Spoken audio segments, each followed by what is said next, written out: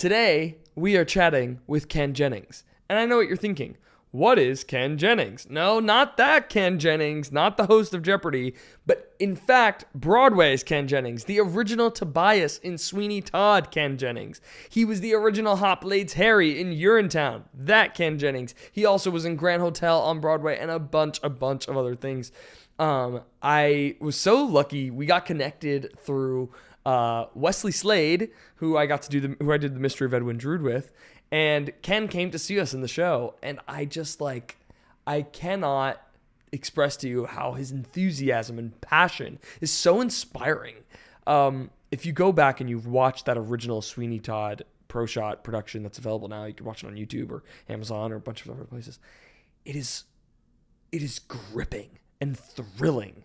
And his performance, I told him this too, but it's so true. His performance is so unique in the fact that, and that show is so unique in the fact that it feels as if those performances, those interpretations of your Mrs. Lovett and Tobias and Pirelli and Sweeney Todd, those characters are much more based on what this original cast created than even something like Into the Woods is, right? It's like there's maybe a more interpretive approach to Into the Woods and to the Baker, or Jack. I've seen Jack played dumber or, wittier or things like that. But with Sweeney Todd, the performances that they cut out, Angela Lansbury, Len Cariou, the performances, and of course Ken Jennings as Tobias, the performances that they cut out were so much more specific and so much more, it's kind of just rooted in that character. So it's really a privilege to get the chance to chat with him and hear these beautiful Hal Prince and Sondheim stories. He was there on the ground floor when this show was created. This iconic masterpiece of a score and production. You're kind of like sitting there, and the way he tells these stories, which is even more fascinating and more specific toward Ken, the way he tells these stories is filled with so much passion that you feel as if you were there. You hear him and see exactly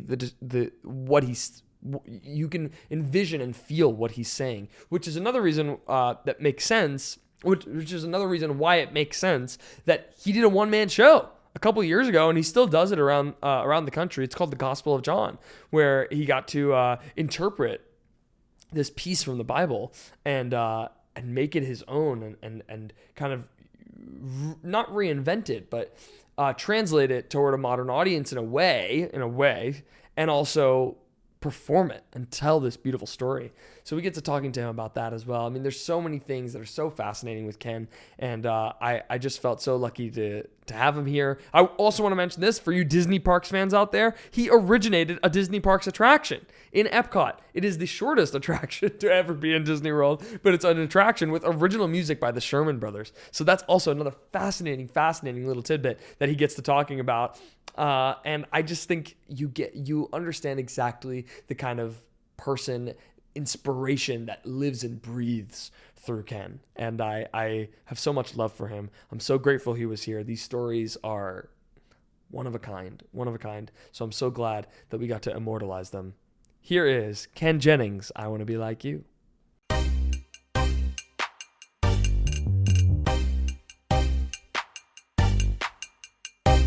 I want to be like you.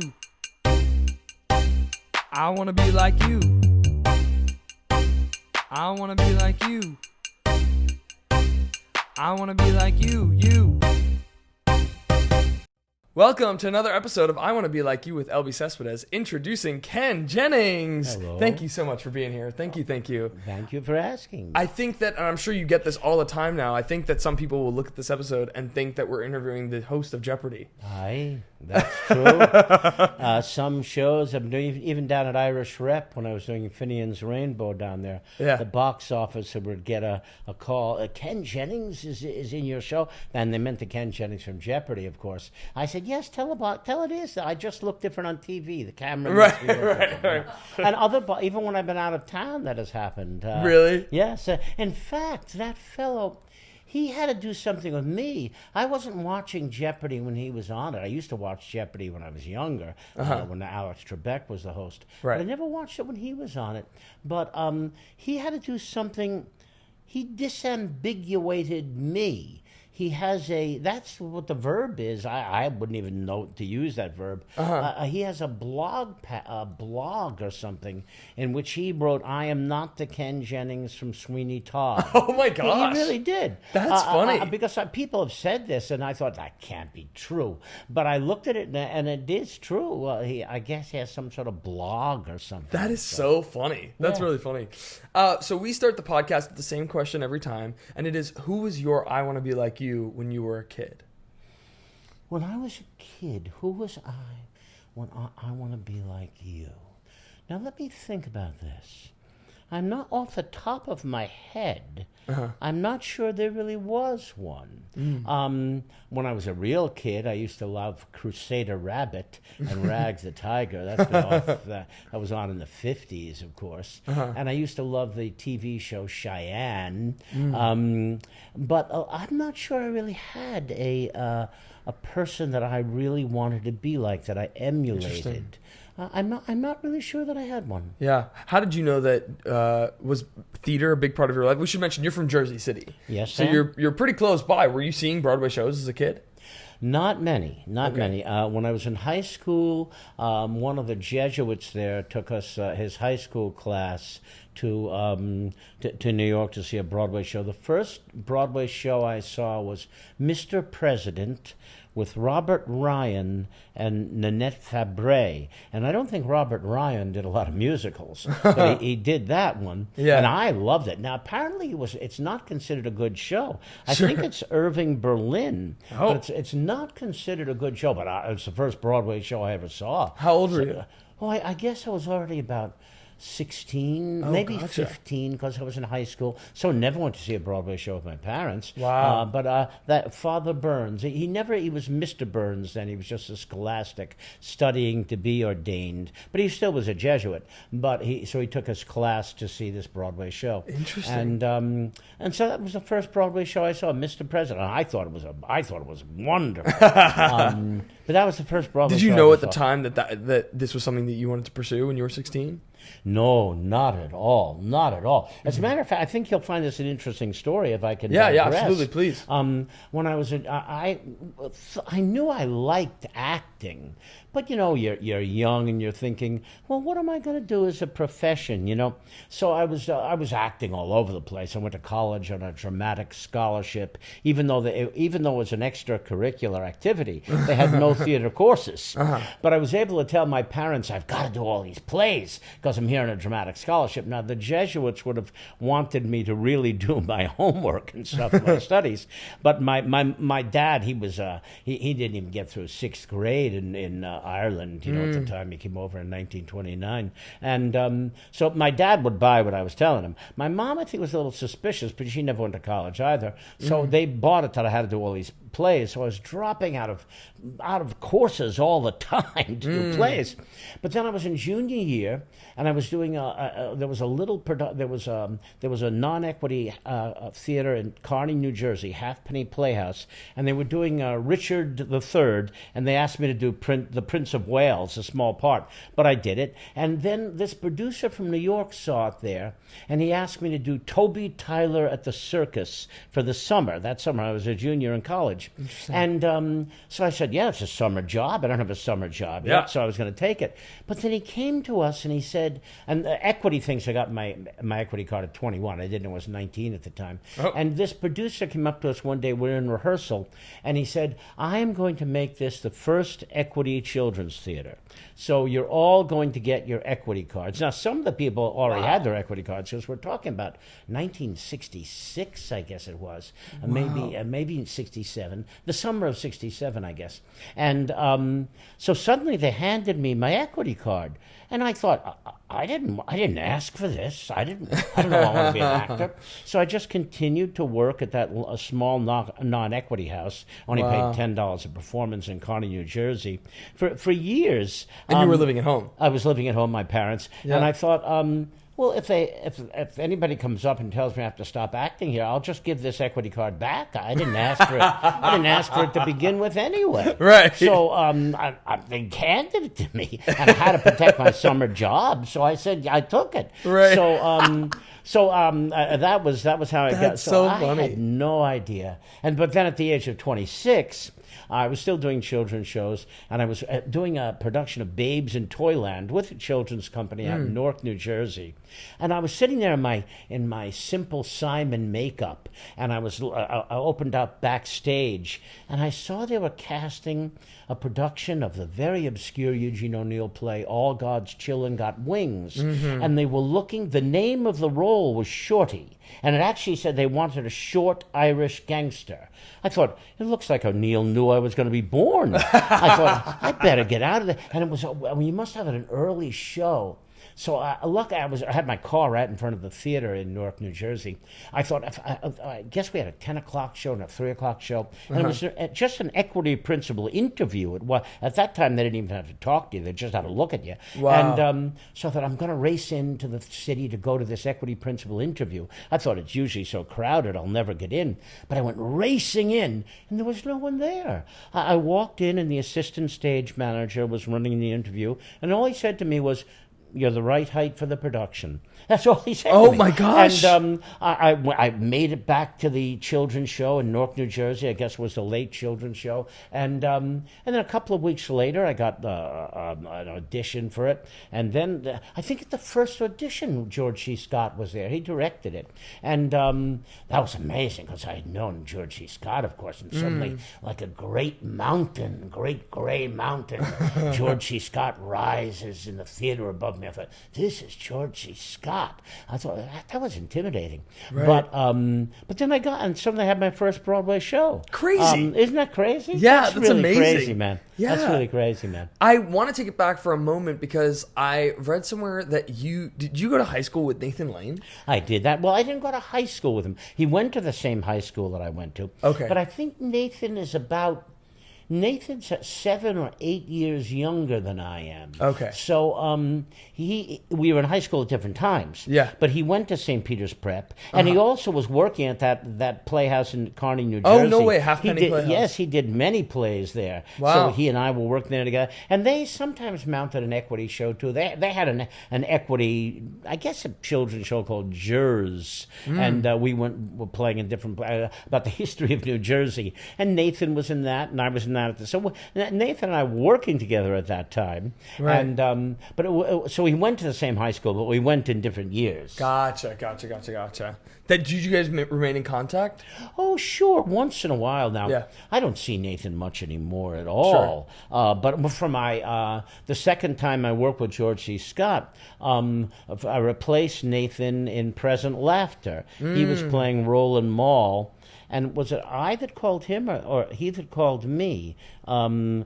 Somehow Nathan and I were talking on the phone, and Nathan said, "I'm going to recommend that you replace me in this show, Ken." Oh, and nice. I had already done one show with George C. Scott, both also at the Circle in the Square, and that's where Present Laughter was playing as well. So Nathan recommended that I replace him as Roland Mall, and I knew George, of course, and but I don't see. So I used to see Nathan more than I do now. Sure, but once in a while I ran into him at the Stephen Sondheim Memorial. I think that's the last time I actually saw Nathan personally. Sure. But I do run into him on occasion. Yeah, sure. Funny. So what I was going to ask you is, we always ask this question to actors because it's such a hard. It was the hardest thing maybe I had to do professionally, and it was getting an agent. I want to ask you how you got your first agent. Oh, my first agent. Now, let me see now.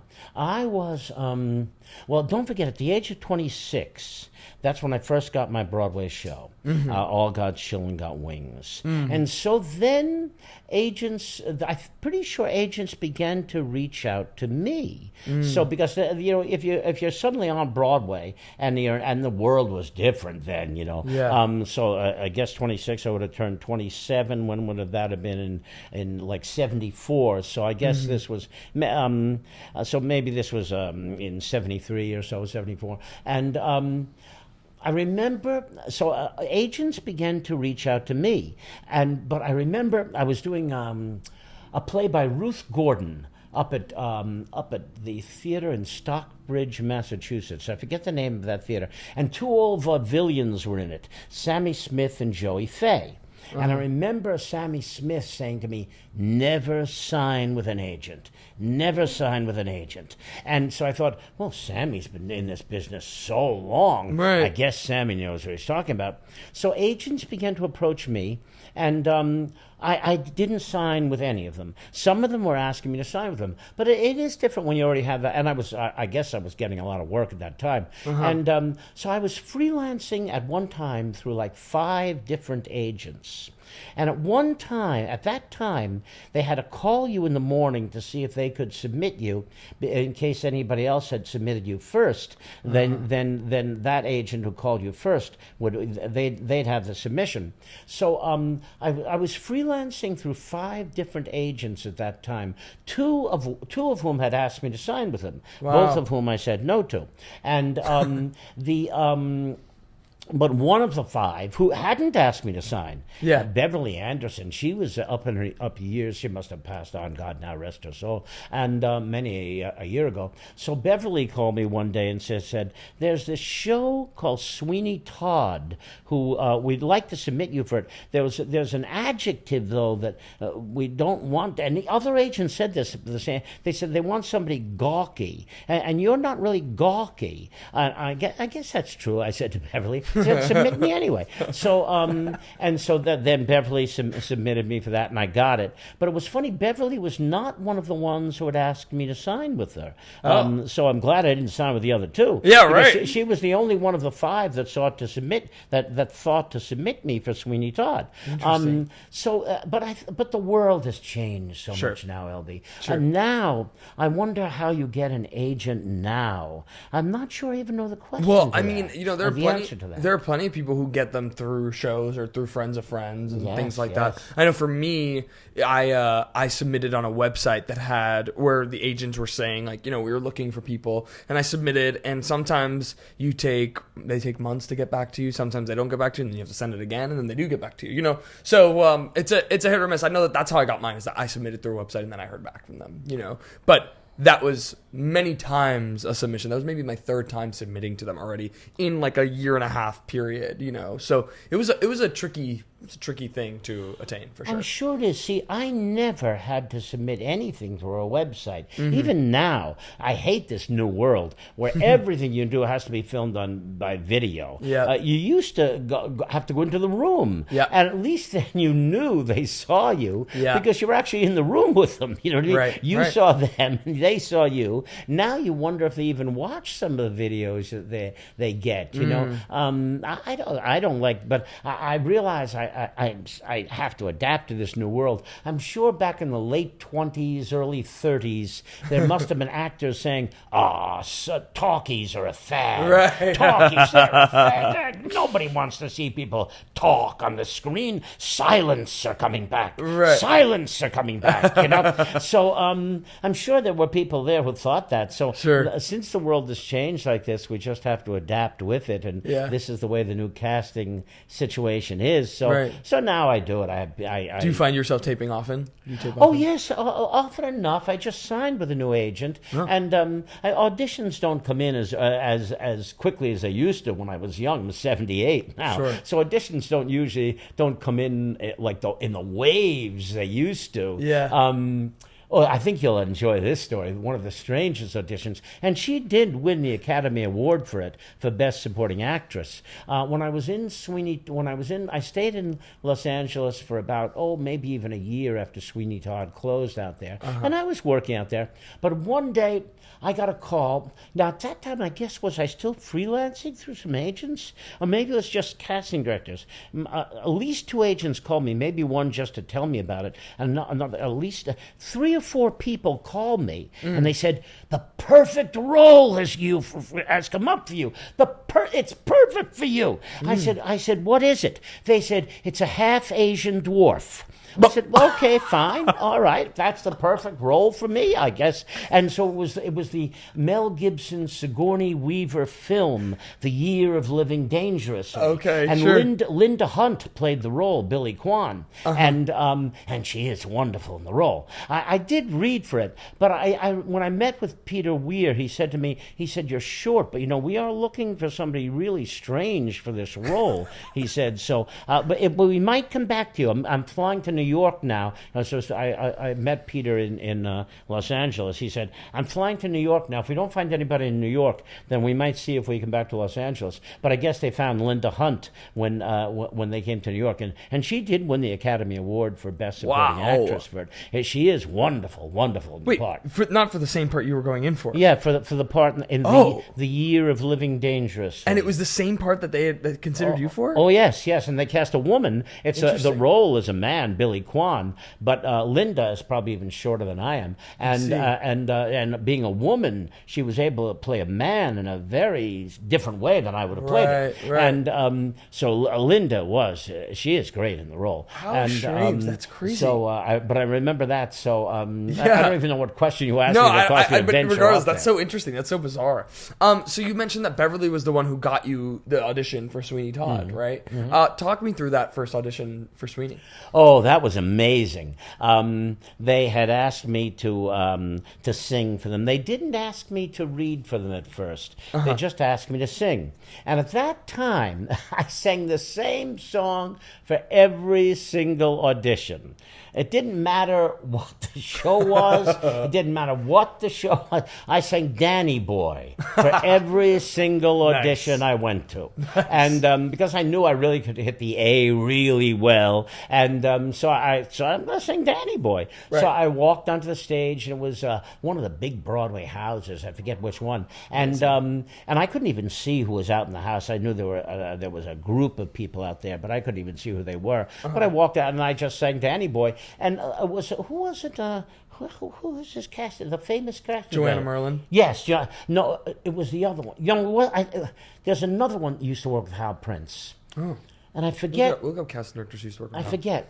Maybe Ruth Mitchell. I think it was Ruth Mitchell. Oh, okay. I don't think she was the casting director, but she was an associate of Hal's. Okay. And Ruth said, the moment you walked on stage, I guess there was something about my walk. The moment you walked on stage, Hal was interested in you for this role. Even before I sang, that's what she told me. And so then I sang for it, and then I came back to read for it, and that was amazing because this really happened. It was amazing. So I thought, wow, Stephen Sondheim, I've got this part in this new musical with Stephen Sondheim. What's this going to be like? So I was actually still directing at that time, too. And I was directing a production of Oklahoma out in Bayonne, New Jersey. It was going to play at these, it was going to play at a whole series of theaters. There used to be more dinner theaters than there are now, but there were a whole series of dinner theaters and things in New Jersey. And we were rehearsing at the Knights of Columbus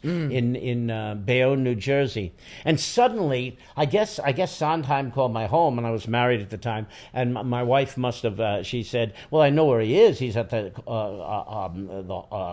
Knights of Columbus rehearsing. So I was at the Knights of Columbus, and suddenly somebody comes running in from the office at the Knights of Columbus, and they say to me, Ken, I'm serious. Stephen Sondheim is on the phone for you in the office.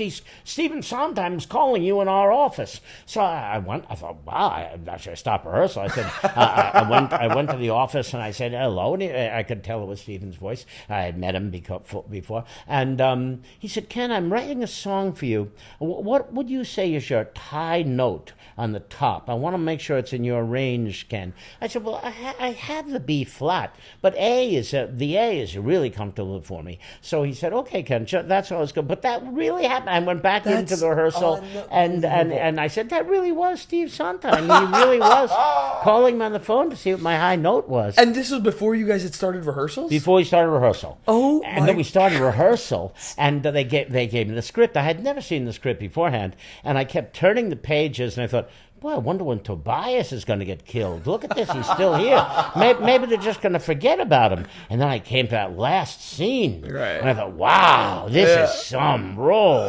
This is an amazing part. Right. So that was wonderful. Gosh, that was really great. What I was going to ask you is, were you involved in any precursors, readings, workshops for Sweeney? Not a one. Wow. We didn't do any. No, they did. I know they did. Right. Because there was a role in it that never made that production. I forget that actor's name. He was at least on Broadway, maybe in England too. He was the original Bill Sykes and Oliver. I forget that actor's name. But he was playing a role called the Bear. And that never even made it when we started rehearsal for it in Broadway. So no, Sweeney was amazing. We didn't do any previews or anything. Wow.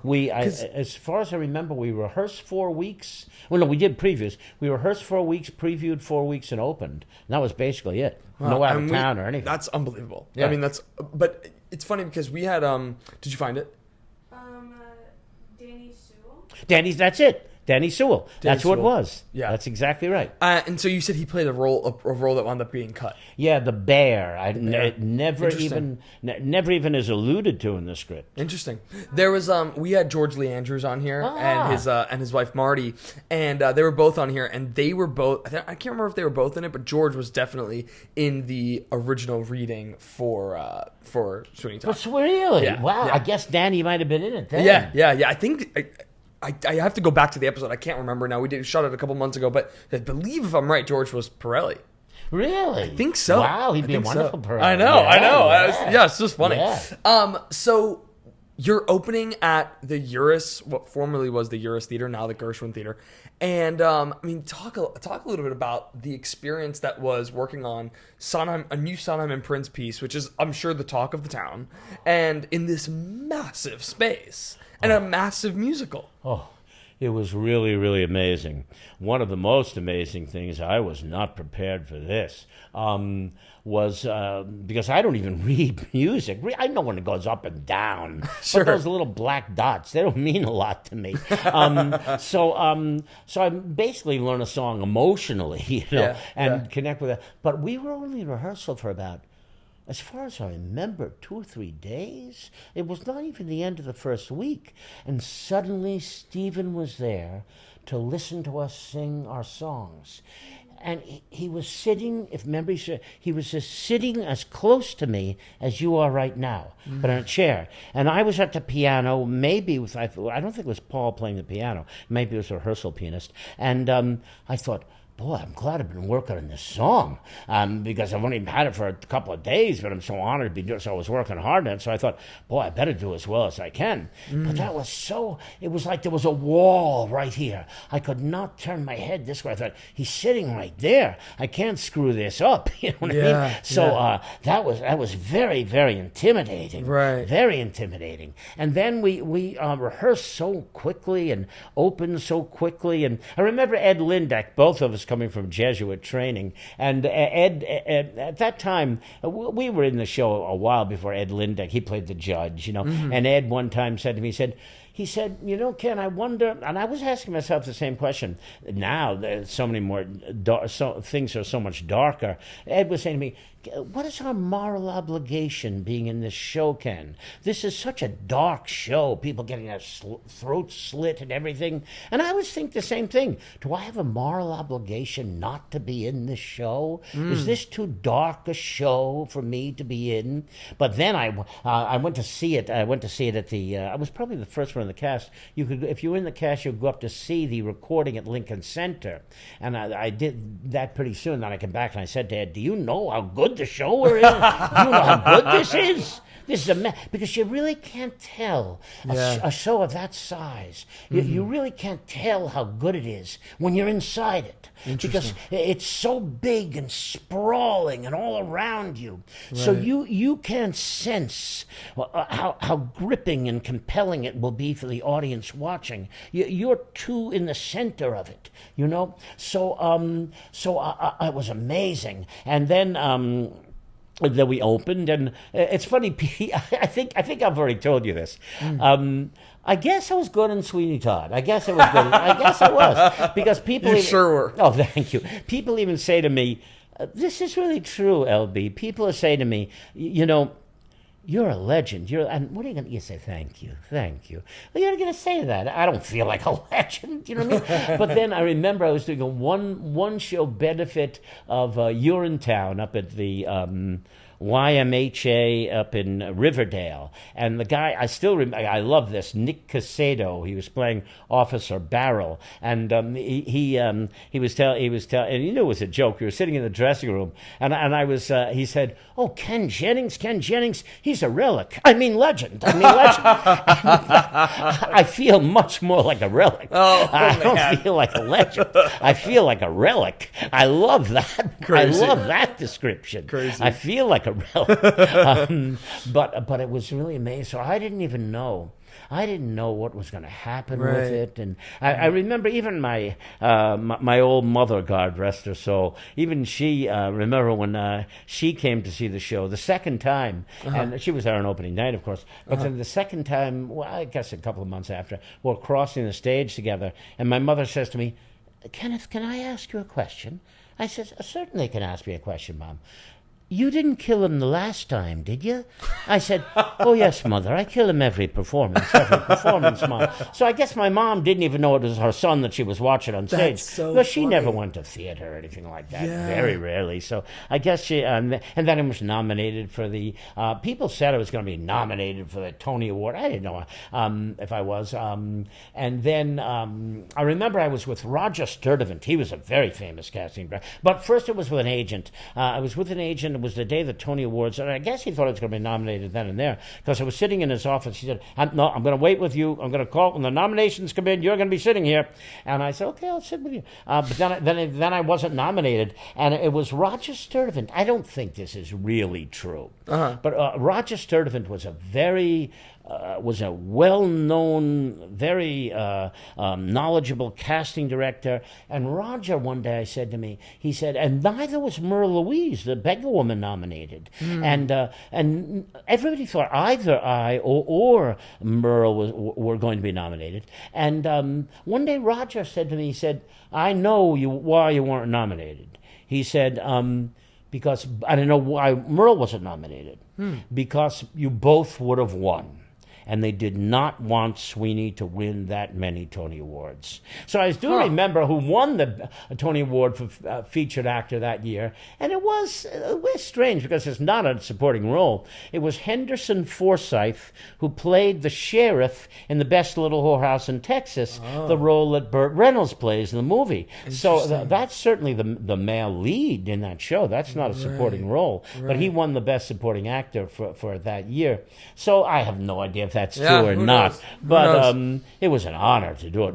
We watched Sweeney, and I've seen it like 100 times. It feels like, and then I was gonna say you were in it. She was an ensemble in high school, and like. But I want to ask you, before I go further in Sweeney, what your relationship with Stephen Sondheim's work was prior to getting Sweeney. Did you know a lot of Sondheim work? Oh, yes. I went to see just about everything Stephen did. You did? Oh, yes. Yeah. I wouldn't miss Stephen Sondheim. Right. Oh, yes. I think I saw every Broadway show he had done. Wow. Before that, sure. The only ones that I missed, Assassins. I guess I was on the road doing something, and I missed Merrily We Roll Along when that opened, when Stephen was still around with us, and I missed that. But I guess I was on the road. There weren't many opportunities for you to see that original Merrily anyway. That's true. So I guess I was on the road. At that time, I was going on the road a lot. So I guess I missed. Sure. I missed Assassins and I missed Merrily. Sure. But other than that, I think I saw every other, even that show that he did that originally opened Off Broadway. I forget the name when he was like in college or something. Saturday Night? Yes. I went to see that when that came back. Wow. And I wouldn't miss a Sondheim. That's so funny. I would not miss a Sondheim. Talk to me about working so closely with Angela Lansbury, because all I've heard is that she was the greatest, kindest, most lovely human being. Angela, just tremendous. She's exactly what you thought Angela would be like. I remember the story that most epitomizes what it was like working with Angela was when we had the first music rehearsal. And I didn't know this was going to be such a big deal. It was going to be all this press there and everything, and the whole orchestra. We were in this huge rehearsal room with the orchestra behind us. I didn't know this. It was going to be this big press deal. So I came just in my regular rehearsal clothes, and I didn't know what was. I was looking at this, and we had been rehearsing Not While I'm Around sitting down on the stairs, but this was just a rehearsal room, so they didn't have any chairs for us or anything like that. Right. And Angela was dressed beautifully. She would have known this would have been a big press event, so she was dressed in a lovely dress and everything. But I went up, and just on the floor of the rehearsal room, I thought, well, I'm just going to rehearse this the way we've been rehearsing it. So I sat down on the floor. Now, Angela, looking back, Angela could have said to me, no, we don't have to do it this way, Kenneth. You stand up, But no, Angela didn't do that. Angela just came up and she just sat down on the floor next to me, as beautifully as she was dressed, and we just sang Not While I'm Around together. And it wasn't until afterwards when I realized Angela did not have to do that. Look how nicely, what the nice dress she has on, and she's just sitting on the floor of the rehearsal room with me singing this. Right. Angela was as gracious and as lovely as you think she would be. That's awesome. That's so lovely. And gosh, I mean, that performance, all of your performances in that show, but Angela Lansbury's performance in that show might be one of the greatest, if not the greatest, stage performance of all time. Oh yeah. Oh, she's I mean, it's like it's astounding, and you watch it to this day, and you're like, it feels so definitive, and yet so explorative, if that's a word. Yes. I don't even know if that's a word, but you know what I mean? Like if she feels like she's finding something new in every single second and breath. Oh yes. And also it feels like this is the only way this character can be played. Oh yes. It's like Angela fascinating. Was magnificent. Yeah. It's funny. We did not see. They didn't, because it was just a solo song. Well, Sweeney's sitting on the stage with her, but we did not see. The first time we saw Worst Pies in London was they brought Angela was in full costume, full makeup, and they had the pie shop, and she was on stage. We never saw that in the rehearsal room. And suddenly Hal invited all the cast in. We're going to watch Worst Pies in London, and I guess they wanted us to watch it this way so we could see, so we could be overwhelmed by Angela's talent, because it was overwhelming to see her do that the first time, and it was so wonderful. Each little smack of the rolling pin and everything, it was hilarious and still somewhat scary. It was amazing to watch that. And then we just sat there in awe of Angela, just like, wow, look who we're working with. Oh, Angela's tremendous. Really tremendous. Yeah. I want to ask you about that song, Not While I'm Around. I want to ask you about the first time you ever heard Not While I'm Around. Do you remember hearing it for the first time? Oh, sure. Sure I do, but I don't remember hearing it. I don't remember much about that, because at that time, don't forget, it was really within my range. I still have the A, but now I hit it. You should flex that. Well, now I hit. What's flex? It means like you should show off about that in a way. You know what I mean? The A that I hit now is like a surfer, bouncing on waves. So at the time, I did not. I thought I'm just going to do the best job I can at it, because it was in my. I knew I could sing it, and I knew I had the A strongly and securely. It wasn't like a surfer bouncing on waves. And it's funny.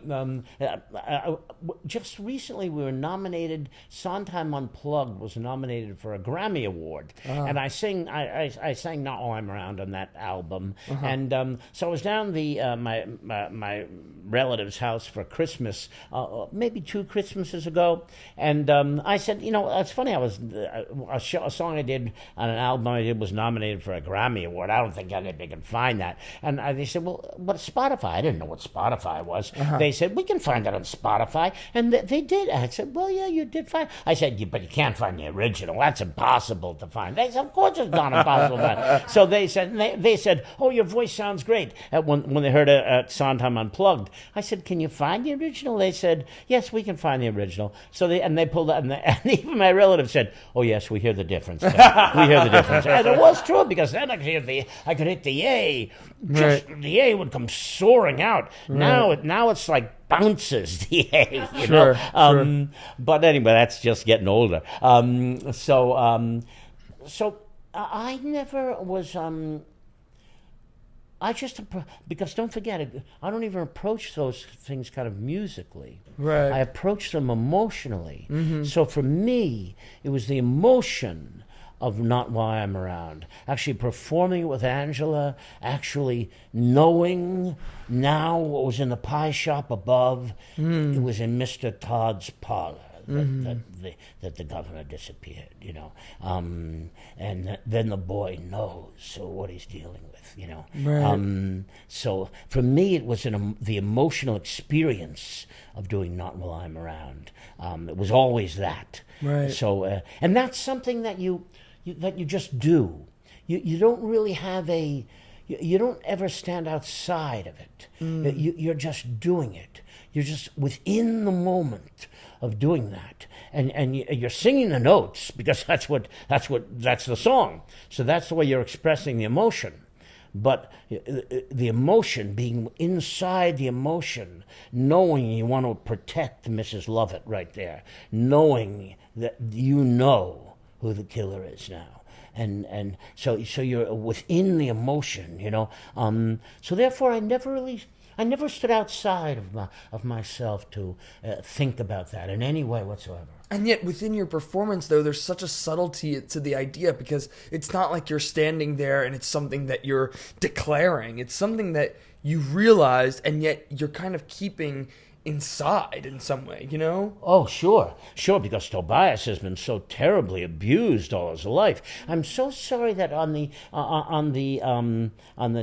what's available now, you can pull up to watch it. They cut the tooth pulling scene, and we had done that on Broadway, and that's so important for the role of Tobias, because it's not only you actually see Pirelli pull his tooth, and just sit him in the chair, and before the shaving contest, have the tooth pulling contest, and that's what we did on Broadway. And so you actually see Pirelli shove the boy in his chair, open his jaw, put the pliers in his mouth, and just pull a tooth out of the boy's head. Oh my gosh. And so that's even much more abusive, you know. So the boy has been so terribly abused. He naturally is very afraid to in any way, because he thinks he's gonna be beaten again in some way. Right. So it's only with Mrs. Lovett that he thinks he can express himself at all. Right. So there is that withholding. There is that thing, you know. You've been so kind to me, man. You know, there is that thing. I am going to protect you. I am going to protect you, because I got nothing else to protect. Mm-hmm. So there is that withholding in the boy. You know. But sorry, not to cut you off. But you're saying there was a scene where originally in the Broadway production where Pirelli pulled your tooth out, but it was cut for the tour too, right? It was cut for the tour. And it's cut from this pro shot version of it? Yes, that's exactly right. And it was much better. I guess they felt we don't need that, but it was so much better for the character. Yeah. Because and we did it. That was in the entire Broadway production. Pirelli pulled my tooth, and but you don't see that on the taping or anything. And so Sweeney had to do the same thing, because it was a contest before the Barber. Did Sweeney? I don't think they. Maybe that's why they cut it. I don't think Sweeney had to do that. Or maybe it's not a contest. It's just Pirelli showing his expertise, his dominance or something. Yeah. So it's maybe it's only the shaving contest. Wow. But Pirelli definitely pulls the boy's tooth before the shaving contest, and that was so important for the character of Tobias, because it shows how terribly the boy has been abused. Right. And so that was so important for the character. Wow, crazy! It's really I did not know that I did not know that was ever. I wish I hope that they do it again. And at that time, don't forget they even now I think they do the judge's song. But at that time, the flagellation song, we never even did that on Broadway. It was cut, right? Yeah, it was cut. But I do think Ed, don't forget, Ed came from the Jesuits, and I don't think Ed was that comfortable doing the flagellation song. Yeah. I think Ed could have landed it, but I don't think Ed, he was a good buddy of mine, God rest his soul. I don't think Ed was ever very comfortable doing the flagellation. Joanna, you know. I don't think Ed was ever that comfortable with it. Right. So those things they cut, but the tooth pulling scene we did, and I was so disappointed when I saw they cut it for the tour. I thought, boy, this takes away from the character. Yeah. But I guess when you say it comes from the Jesuits, what do you mean exactly? Jesuit training. We both went. I don't think he went to St. Peter's College, but Jesuit. Where did Ed go? He maybe went to Fordham. I went to St. Peter's Prep, St. Peter's College, both Jesuits institutions. And you didn't go to college. I should have asked this before. You didn't go to college for theater or anything. No, Latin. Oh, wow. But Latin only because the Jesuits gave me such a good background in Latin that it was so easy to translate 60 lines a night. So, so I kept taking Latin electives, and one day I looked at my transcript. I was probably only a sophomore or junior, and I thought, I've taken so many electives in Latin, I already have a major. So, and then it was great. So, but I should have gone to college that had a theater major. But it was. Hey, I was going to say it kind of worked out for you. Yeah, it was a dramatic scholarship. So, right. So it was much easier on my parents that they were paying for my education. You know. I was a Latin major. The funny now though, I found my diploma now about 10 years ago. Wow. I can't translate my own diploma now. It's in Latin. I can't tell you what it says. Sure. Because I haven't touched it. It's in Latin. Well, I haven't touched it since maybe I was a sophomore in college or something. Wow, interesting. In discussing Not While I'm Around, I want to ask you that, is it true that there was a version where at the end of the show, Sweeney is holding his wife in his hands after he has already killed her accidentally? Yes. And, spoiler, and he's holding her in his hand and he sings Not While I'm Around? That got terrible laughs. That got big laughs from the audience. Huh. Yes. That is what he used to sing. Yes. He used to sing that after killing his wife, after killing the baby. He used to hold her and sing "Nothing's Gonna Harm You," and that got big laughs. Wow. Really big laughs. So that's when they changed it. There was a barber and his wife, because that really got big laughs. Wow. Because that was a little too. It's just not right that he should be singing that song to her after everything has happened. Yeah. So there's something ironic about it, I guess, but I guess that irony can be mistaken. Oh yeah. It was, and at that time in that show, the audience they needed. If you gave them a reason to laugh, it was so tense that show.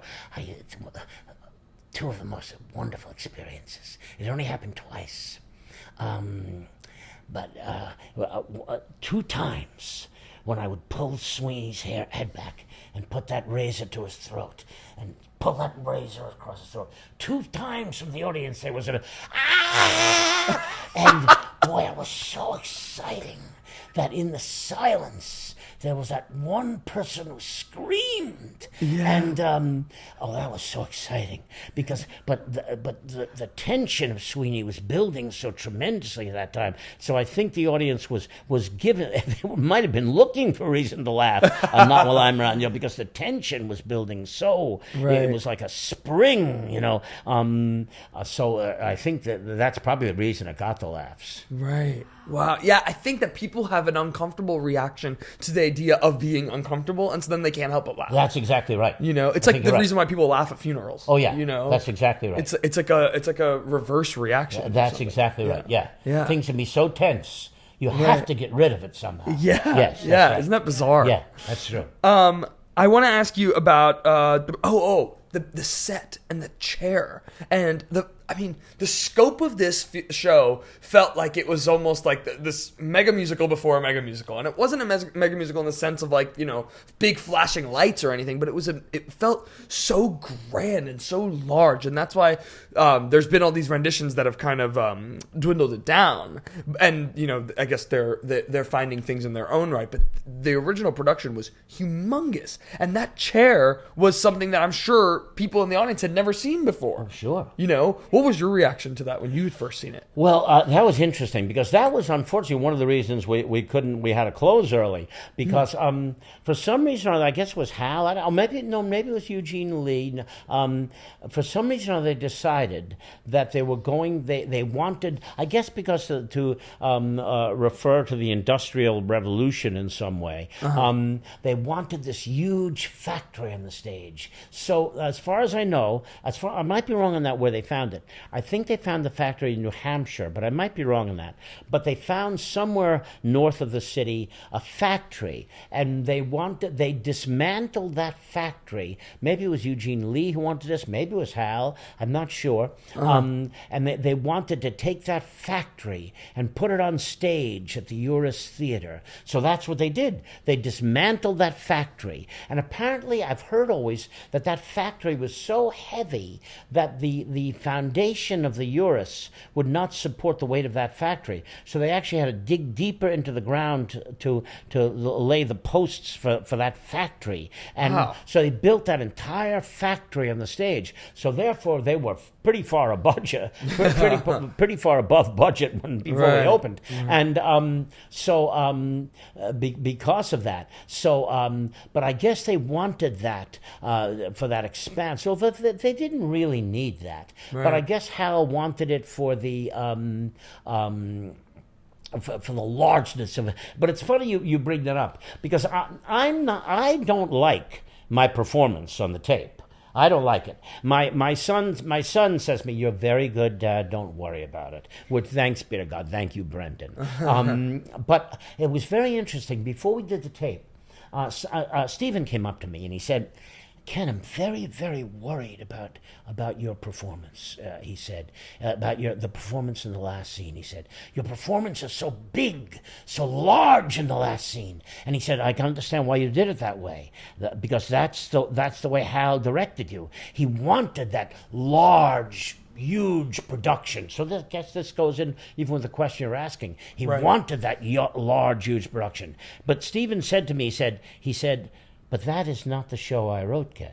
That's not the show I wrote." And let's say this was my throat. Stephen was talking to me, and Stephen said to me that I did not write that show, Ken. I wrote a tiny horror story.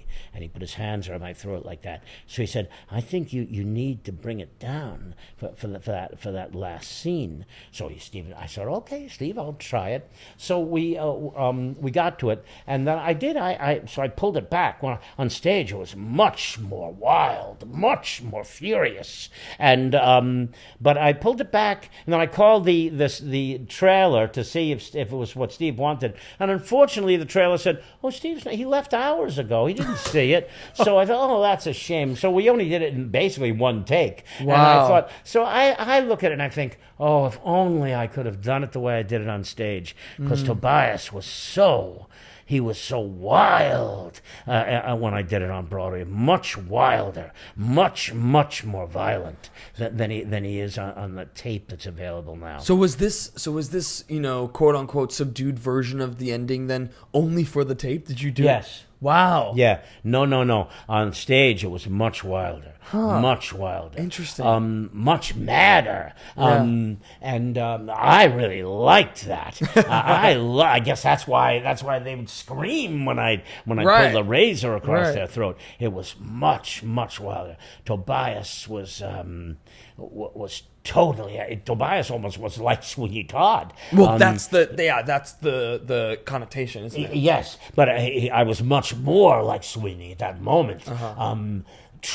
He's no longer that little fragile boy. He's kind of ferocious, a wild demon at that moment. Right. And he will cut apart anybody that comes near him. Right. So I wish I had gotten the chance to do that on the tape. But what can you do? That's I don't think you have anything to be concerned about because I think it is one of the greatest musical theater performances.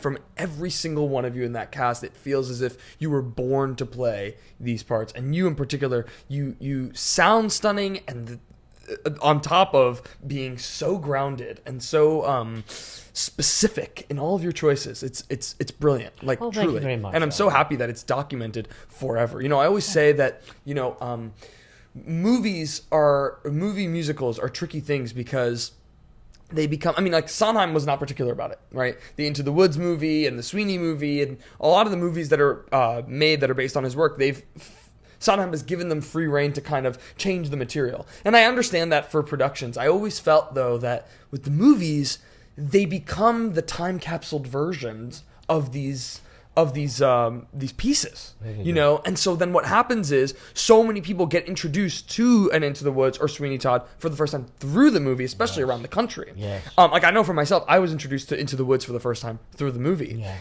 And Mysterious Man. right, and there was no, and in the movie of Into the Woods, there's no mysterious man, you know, and that's crazy, you know. And so that being said, I mention all that to say I'm so glad that the pro shot of Sweeney Todd and Into the Woods, for that matter, exist, because if you want to, the real true edition of it is there in perpetuity. Oh yeah, I know, I like that too, and I'm very pleased. I love the fact my son says, "You're very good, Dad. Don't worry about it." Yeah. That means a lot to me. Of course. And how beautiful is it that he could see that performance I love that. for years and generations down the line? Oh, I remember he was only about 9, 10 years old. I don't think I mentioned Sweeney Todd to him.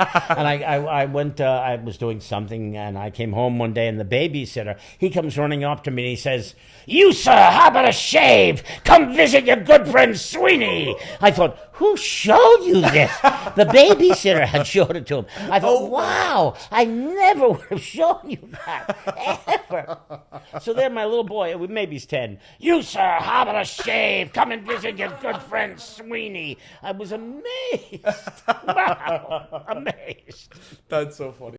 So I just have a couple more things about Sweeney Todd to ask you, because it's also another thing about Not While I'm Around, and this is a very specific question, and it kind of negates the point you mentioned earlier about emotions versus the vocals of it. But when we watched Not While I'm Around, and we watched it again today, actually, to before you came here, and what's interesting is there's this one moment when it's the climax of the song, and you go, "But in time," that moment. And I find that in many subsequent productions of Sweeney Todd, the moment becomes this but in time. It's like this big vibrato moment. But the way you did it was all falsetto and all kind of pulled back in a way. And I was wondering, it's really specific of a question, but how you feel about those various interpretations. I find that the big loud one kind of I don't know. I don't know. You know, just tell me what you think of those interpretations. It's funny because I think I did that big. But don't forget, when you're in the moment, you can feel big inside yourself and in your heart. Yeah. You can feel big because you can feel the emotion. I am going to protect Mrs. Lovett. Yeah. I am going to protect this woman who's like a mother to me. So you can feel big in your heart and in your spirit. But the fact that you feel big doesn't mean necessarily that you're expressing it in a large way. So I always felt that I did that big and strong. But how the actual sound I made, I'm not sure I can even tell you. You're a probably better judge of the actual sound I made. I probably just studied it more than I am. Sure. Because I was inside the moment. So therefore, I'm not sure how I'm not sure how the moment played to the audience, because I remember I felt a determination, Conviction. courage, a conviction in Tobias at that moment. I am going to protect this woman against all odds, and so I'm going to do that. So, but even it's funny the way I'm expressing it right now. I'm expressing it more quietly, but inside I'm feeling a determination. Even though my voice is a little quieter than it was, I mean, I'm feeling that determination. So it's funny, the emotion can be different than the expression of the emotion. Right. Yeah. That's such a great point. That's such a great point, is that sometimes what you think you're trying to get out is not necessarily truthful, because it's not It may not be truthful because what you're feeling, you're not expressing to its full. You don't have to express to its full extent. Yeah, that's super interesting. Oh yeah, you can feel it, and you feel it differently than the way you're expressing it. Mm-hmm. You might be feeling it. It might be because you can. Yeah. You can even now. Yeah. I am going to protect you against all odds. Right. And you can feel that. And you can feel the determination and the strength of that. Yeah. But it's funny, you can express that determination and that strength in a quiet way. Yeah. Yeah. There's something that's super powerful about that. Yeah. Tell me about, I've read somewhere that you said the way that you approached Tobias was from a Stanislavski method of discovery. And I was wondering if you could detail that a little bit more, what this method of discovery is for you. Well, it's funny. I never have taken an acting class in my life, so it's funny. I always just try to get into the emotion of the thing, and finally, I had an actor prepares building a character and creating a role on my shelf for years and years. Finally, I took them down and read them, and it really did help me. It helped me enormously. Yeah. But at that time, all I knew was. I'm going to just try to get into this as deeply as I can. I didn't know how else to do it. I thought that's what I've always had. I had done lots of acting by that time. I had done All God Shall Got Wings and lots of other acting as well. Mm-hmm. And it always seemed to work for me. I thought, all right, just try to get in touch with what this character is feeling. Mm-hmm. Try to get in touch with it right there in the moment the character is feeling it. Right, so each moment, don't stand outside it. Be inside it each and every time, and do that. So that is the way I approached it. Although, and that worked for because Sweeney was the first long run I had done, and I had never done that. That was problems. 859 performances. Yes, that was problems for me. It really was. Right. Because I was able to be very disciplined for like 300, 400 performances. But then I felt I was going out of my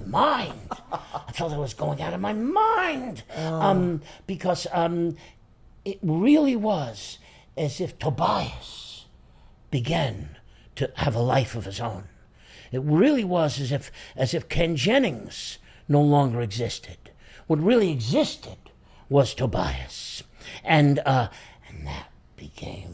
was really, really bad and hard because there were times. I've got a couple of stories which I think you'll find interesting. Yes, please. Related to this. There were times I'd go on stage, and that last scene, that could take 5 or 6 minutes. That could take 15 minutes. Because I would not say the line until Tobias was ready to say it. And so I was not even aware, really, of how long I was on stage. I was just playing the scene. And all these dead bodies were around me and stuff. And if Tobias wasn't... It was Tobias who was deciding when to speak, not Ken Jennings anymore. Tobias was deciding when it was the time to speak. And I remember my buddy Ed Lindeck, who was lying there dead. Ed would come up to me and say, a number of times he said to me, I was going to leave the stage. I thought surely something's happened. While he was dead on the ground. I'm lying, hanging upside down with his head upside down. And he said, I thought, I haven't heard a sound. Surely something's happened. I should wake up and look around. But luckily he never did. But he said, I'm going to wake up because I was taking forever. Not all the time, but depend on the mood Tobias was in. And but I was unaware of it. I was unaware. The stage manager had come up to me and said, Ken. And funny, very much in keeping with what we were just saying, the quietness of the expression and the feeling of the emotion. What the moments I thought the stage manager would come up to me and would say, Ken, you've got that scene was just too long. You can't take that much time with that scene. And I'd say, okay, I'll do it faster. But the nights I thought I was doing it faster, I was doing it slower. Oh. The stage, he said, that was slower than ever. And I thought it was faster that night. He said that was slower than yesterday, Ken. Yes. And so the nights I thought I was doing it slower, those were the nights I thought it was those were the nights it was faster. So it was, again, that thing, you're feeling one thing, but you're expressing it differently. And so, and then one day, Hal, I remember that day, Hal had the performance. The entire cast came in. And he said to me, he said, this performance is for you, Jennings. This rehearsal's for you. We're doing this rehearsal because you're taking too long in that last scene. I want you to do it faster. And that's why we're here. He said, he said, we're gonna burn Stanislavski at the stake. He said, but I wasn't not. I hadn't even studied any Stanislavski at that point. I guess people thought it was method. Maybe I was method. I didn't even know what method was really. Sure. So I was just trying to feel the character. So and then I guess I was doing it faster. But then the other two times, I do remember this. But Len is a hockey player, so he would, and he was right to do so. Len would call me to his dressing room sometimes. This happened 2 or 3 times. Len would call me to it. He said, the stage manager would come to me and said, Ken, Len wants to see you. So I go down, and Len would say to me, he said, Ken, look at my neck. Look at my neck. And there was this huge abrasion across his neck. Even though the blade was dull, I was putting that against his neck as hard as I could and dragging that across his neck. I would have killed him if it was a eraser. I was putting that against his neck and dragging it as I was trying to cut right through the skin. And so he said, Ken, you have to do it a little softer, okay? Do it a little softer, okay? Because, my goodness. I was really going mad. And so luckily Len would come up to me and say, but this was not good in a way. I remember after the run, when Stephen came up to me, he said to me, Ken, you are so interesting and you are so good, he said. But wow, you are so inconsistent, he said. He said, we would never know how long that... He said, you're a good actor and you're such an interesting person, but we never knew how long that last scene was going to take, Ken. My goodness. And that's really true. But that was... I have not had that problem again. Yeah. Knock on wood. Because I realize there are ways to deal with a long run now. But the first time you're dealing with a long run, especially, I was untrained. I read those books. Especially, you don't know how you're going to deal with it, and you feel like you're going out. There were moments. I have to go on stage, and I thought I can't stay on this stage, especially lying on the bench when he was singing Epiphany above me. And I'd have to put my hand in my pocket, hold my keys to remind me I've got a life off of this stage. I was real. Tobias was becoming alive, and that was scary. That is scary. That really is scary. Right. That was scary. And we should mention you did Tobias on Broadway and then subsequently on tour as well. Yes, that's true. And this is what amounts to the 859 performances. Yes. What do you think now then is your key to handling a long run in that case then? George C. Scott. Uh-huh. I remember he must have told me no, because we did the second time I did a Broadway show with George was after we did Present Laughter, and Present Laughter is a Noel Coward comedy, of course, so it wasn't like this came up during Noel Coward much, but I remember George and I, we would play chess together all the time. George would always call me to his dressing room before the show. He wanted to play speed chess, and he would sit there drinking like crazy. It was magnificent going on stage, and we'd play the speed chess, and he'd be knocking down the whiskey, and so I had many conversations with George about acting, and I remember one time he said to me, Ken, you don't have to make big changes. You don't have to make big changes at all. You put your hat on a little differently than you did the night before. You wear your costume a little differently than you did the night before. You just do this little thing, but you let that influence you emotionally. You let that small change you're making influence your performance. Right. And wow, that helps in the long run.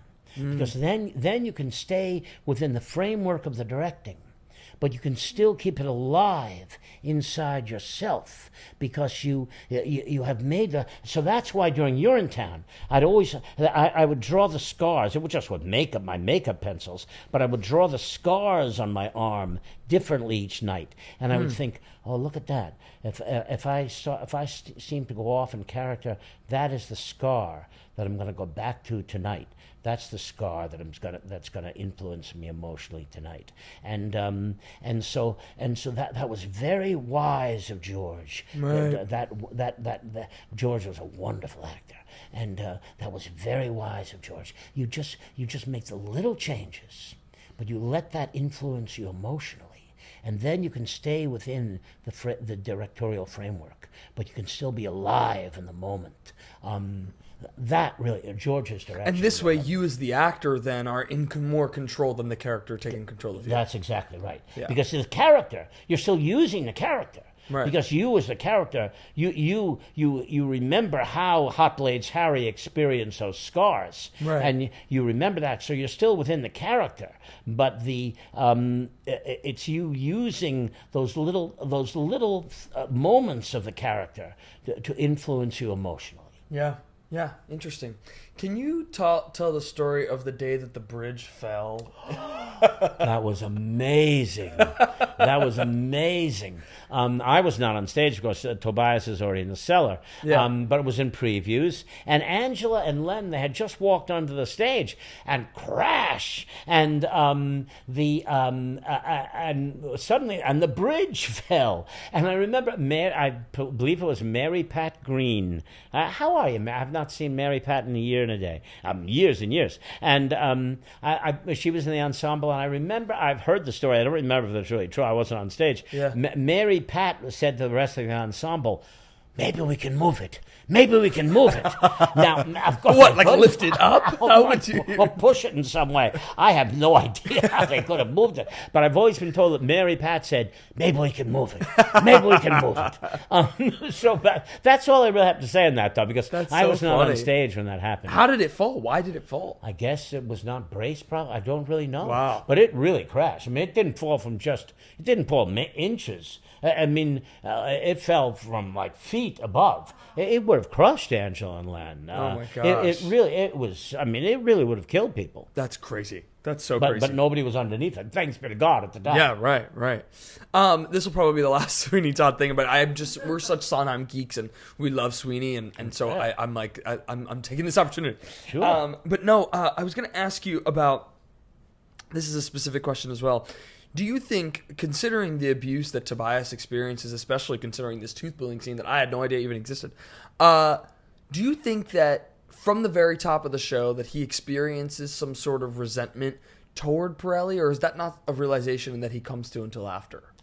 Tobias is too abused to even be aware of that. Right. He's been too beaten. Yeah. Pirelli has taught him how to sing this song, how to try to sell the miracle elixir. Right. And that's all he knows. Mm-hmm. If he doesn't do the best he can, he's not going to eat. He's going to be beaten. Right. He's not going to. There's nothing he can do. He's almost like a dog.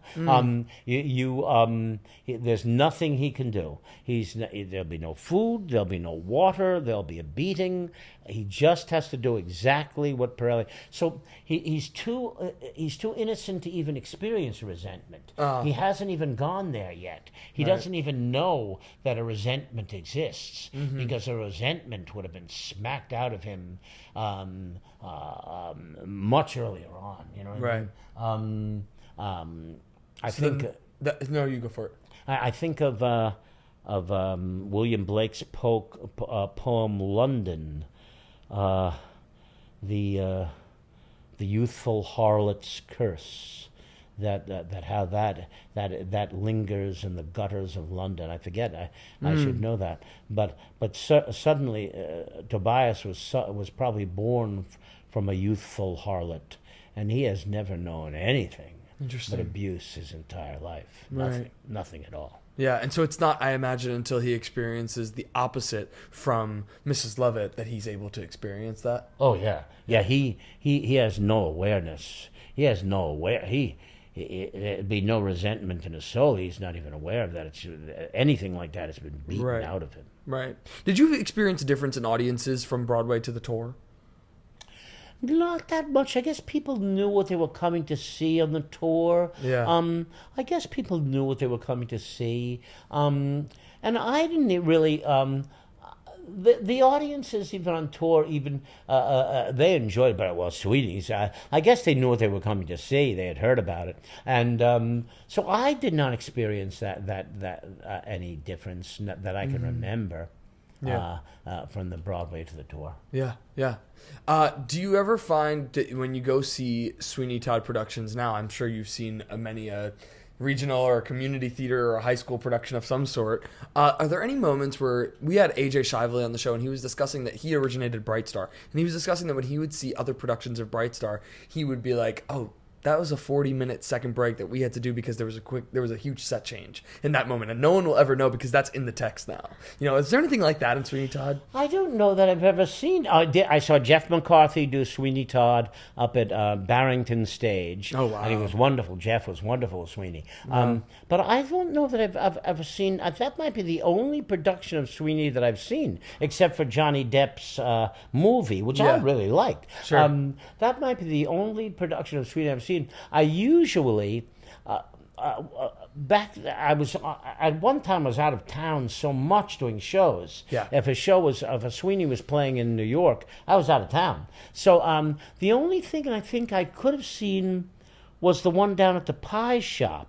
But I never got there. Yeah. I think that's the only one. Or the most current revival. Yes, I think that's the only one I even had the opportunity to see. Well, there was that one, the pie shop one, and then the one in 2023 or 4, 3 or 4, the Tommy Kail, Josh Groban one, that was on Broadway.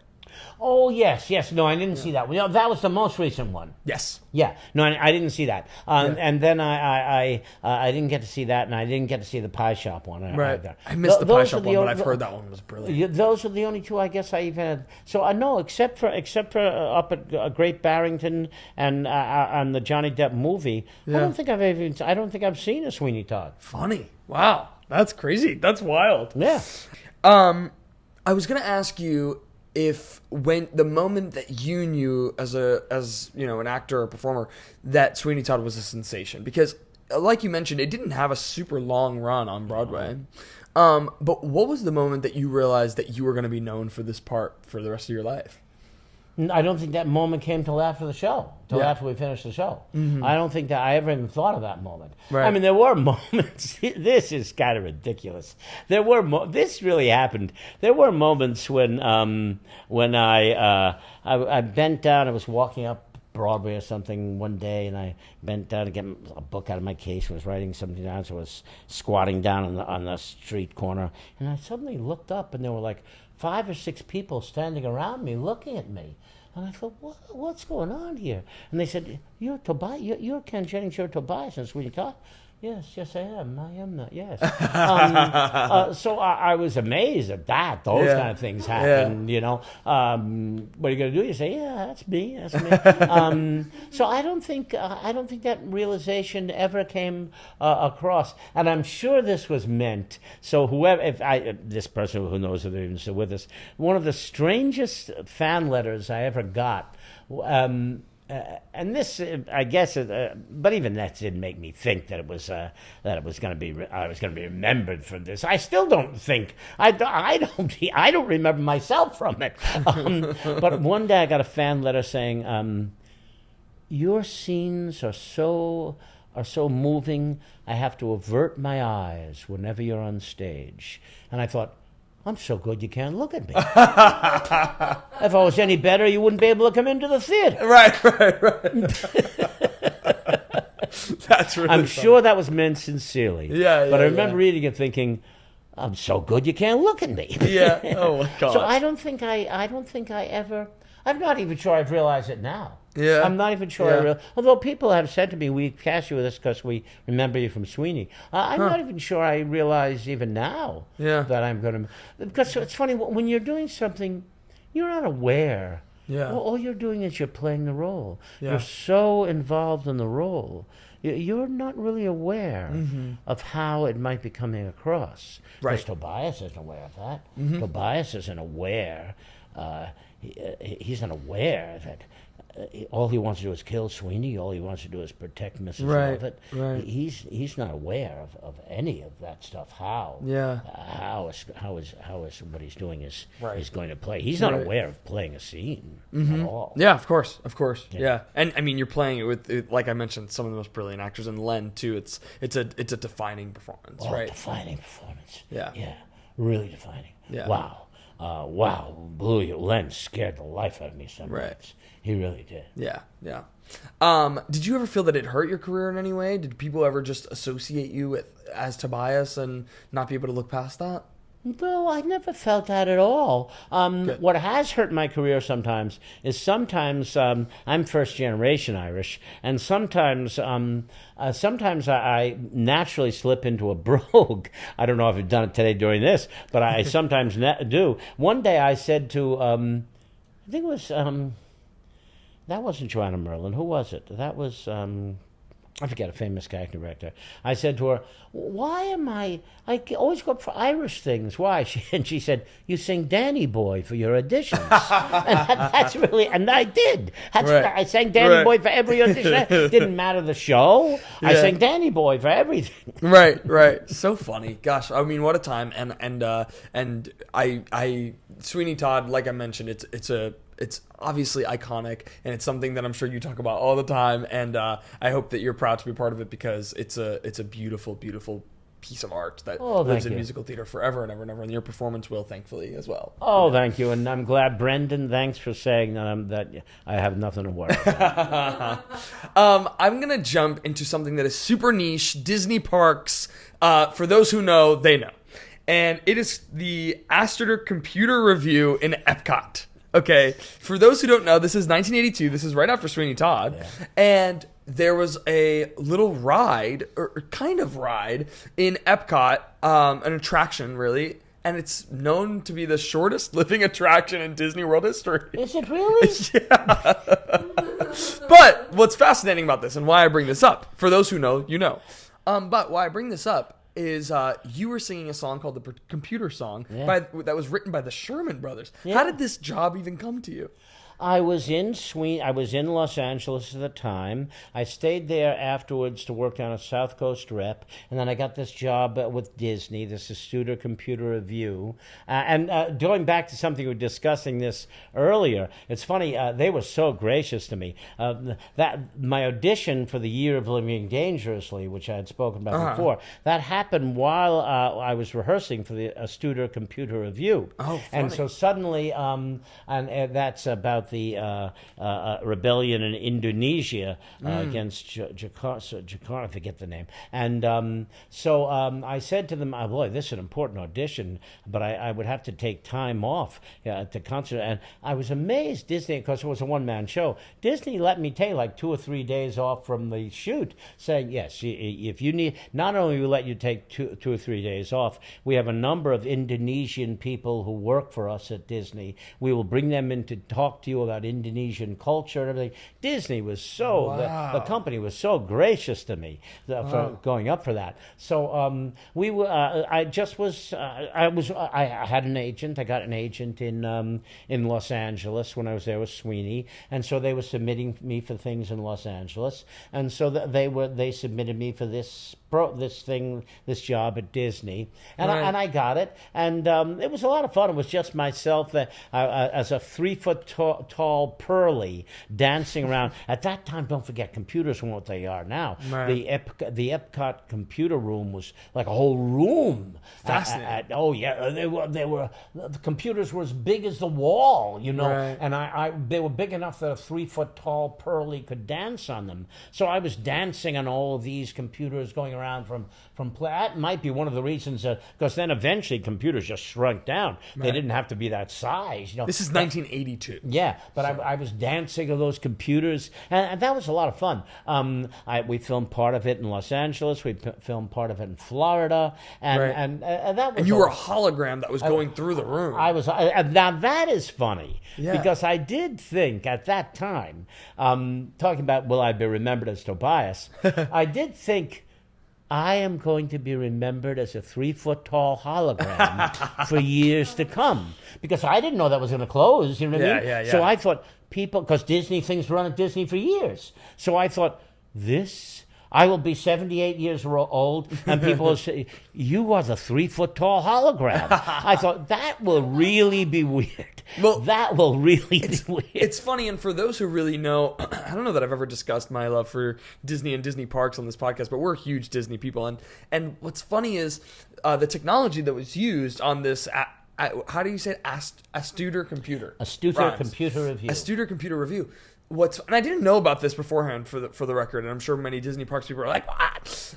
But what's interesting is the technology that's used on the Haunted Mansion ride, which was, I'm blanking on her name, but she was someone she was an Imagineer who worked for Disney, and they displayed her through a projection onto the not mirror ball. It's something else. The psychics use crystal ball. And so to this day, she's in there. She's been, long past, and so they use that same technology to create this hologram that they did for the Astuter Computer Revue. Really, I did not even know that. We filmed it in front, I guess, a blue screen, a green screen, and so they could just isolate you. Yeah, isolate me. So that was a lot of fun and very nice, and they were so gracious. Disney was so Jim Love, Marilyn Magnus, Lovett. I forget. He was the director, and Marilyn Magnus. Did you work with the Sherman Brothers at all for that? I might have. If I did, it was very brief. Sure. Very brief. Yeah. I might not have. Yeah. I don't remember, but they might have been there like at a very early music rehearsal or something, but very early. Right. I'm not even sure. I don't know. Yeah. I don't remember meeting them. Right. Well, you can find it on YouTube. It's on YouTube. Someone recorded it. It is on YouTube. Yeah, someone recorded it, and you can find it on YouTube, and it's kind of along the vein of Carousel of Progress, and the music almost sounds like a great, big, beautiful tomorrow. It kind of almost sounds like that, Yeah. Do I remember? I don't. One time would have remembered. I was going to say, did you ever go to Disney World and see it? Oh, sure. Oh, you did? Oh, okay. They brought me down to perform it live there. Oh. To perform it live when they opened down in Florida. Right. Oh, cool. They performed it live there, yeah. And then I saw it as well. So that was a lot of fun. That was a lot of fun. Have you ever been down there since? No, I've not. No, I never took my boy there. I don't know why I never took him there. We never got out. It's changed a whole lot. Is it really? Oh yeah, I think at the time in the 80s, I don't think Hollywood Studios or Animal Kingdom existed. I think there was only the two parks. There was the Magic Kingdom and Epcot, but I don't think that I don't even know how many countries Epcot had at the time in the World Showcase. I don't know either. Yeah. But I don't think there were nearly as many as there are now. Yeah, fascinating. No yeah. Super interesting. And I wanted to make sure I mentioned that for all the Disney nerds out there. Let's discuss this. This is such a bizarre thing that I found, but I have to ask you about it. This musical called Mayor from 1985. Warren Leight writes the book. Warren Leight, who, for those who don't know, was a showrunner on Law & Order SVU for over a decade, I believe, or something around there, and the music and lyrics were written by Charles Strauss. Yes, that's true. This was kind of a review parody satire on Mayor Ed Koch. That's exactly right. Tell me about how. Yeah, and it's funny. Warren has I just saw his name. He just wrote the book for something. Just in Time. Is that what it is? Just in Time. Yes. Mm-hmm. And that was because it was based on Ed Koch's book Mayor. Yeah. And but it didn't follow the book really. That just was the memoir. Genesis of the idea, Right. And Charles Strauss wrote the music for it. And it's great music. It's actually great. It really is good music. Yeah. It's wonderful music. Yeah. And we ran down at the Village Gate for quite a. Is that yes? It was the Village Gate. Yes, it was, and ran down there for months and months and months, and it was a fun show to do. I'm glad I played.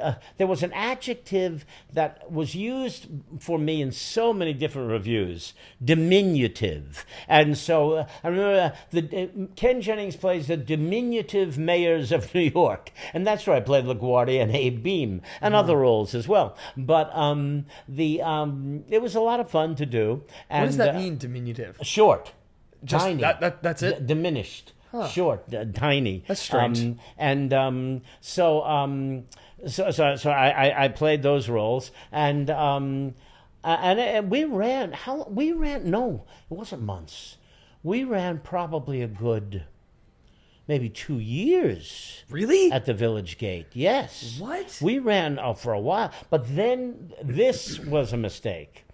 We played on Broadway. Right. It came to Broadway. Yeah, transferred, yeah. Yes. It's a show that never should have transferred. Sure. Ever. Well, because it's kind of a New York inside joke. It is. It is that. Tourists are not going to come and quite No. understand the humor in the same way because you're talking about a very specific time in history. Absolutely. And, if to New Yorkers. I don't Sure. think many people around the world know Mayor Ed Koch. No. And it was a very tiny show. Right. It was not even a show. The Village Gate was perfect for it. Right. It's not even a show that should have played in a large off-Broadway stage. But it was the old, I believe it was the old Latin Quarter, the nightclub. They decided they were going to turn that into a Broadway house. And if memory serves correctly, they named it the Princess Theater.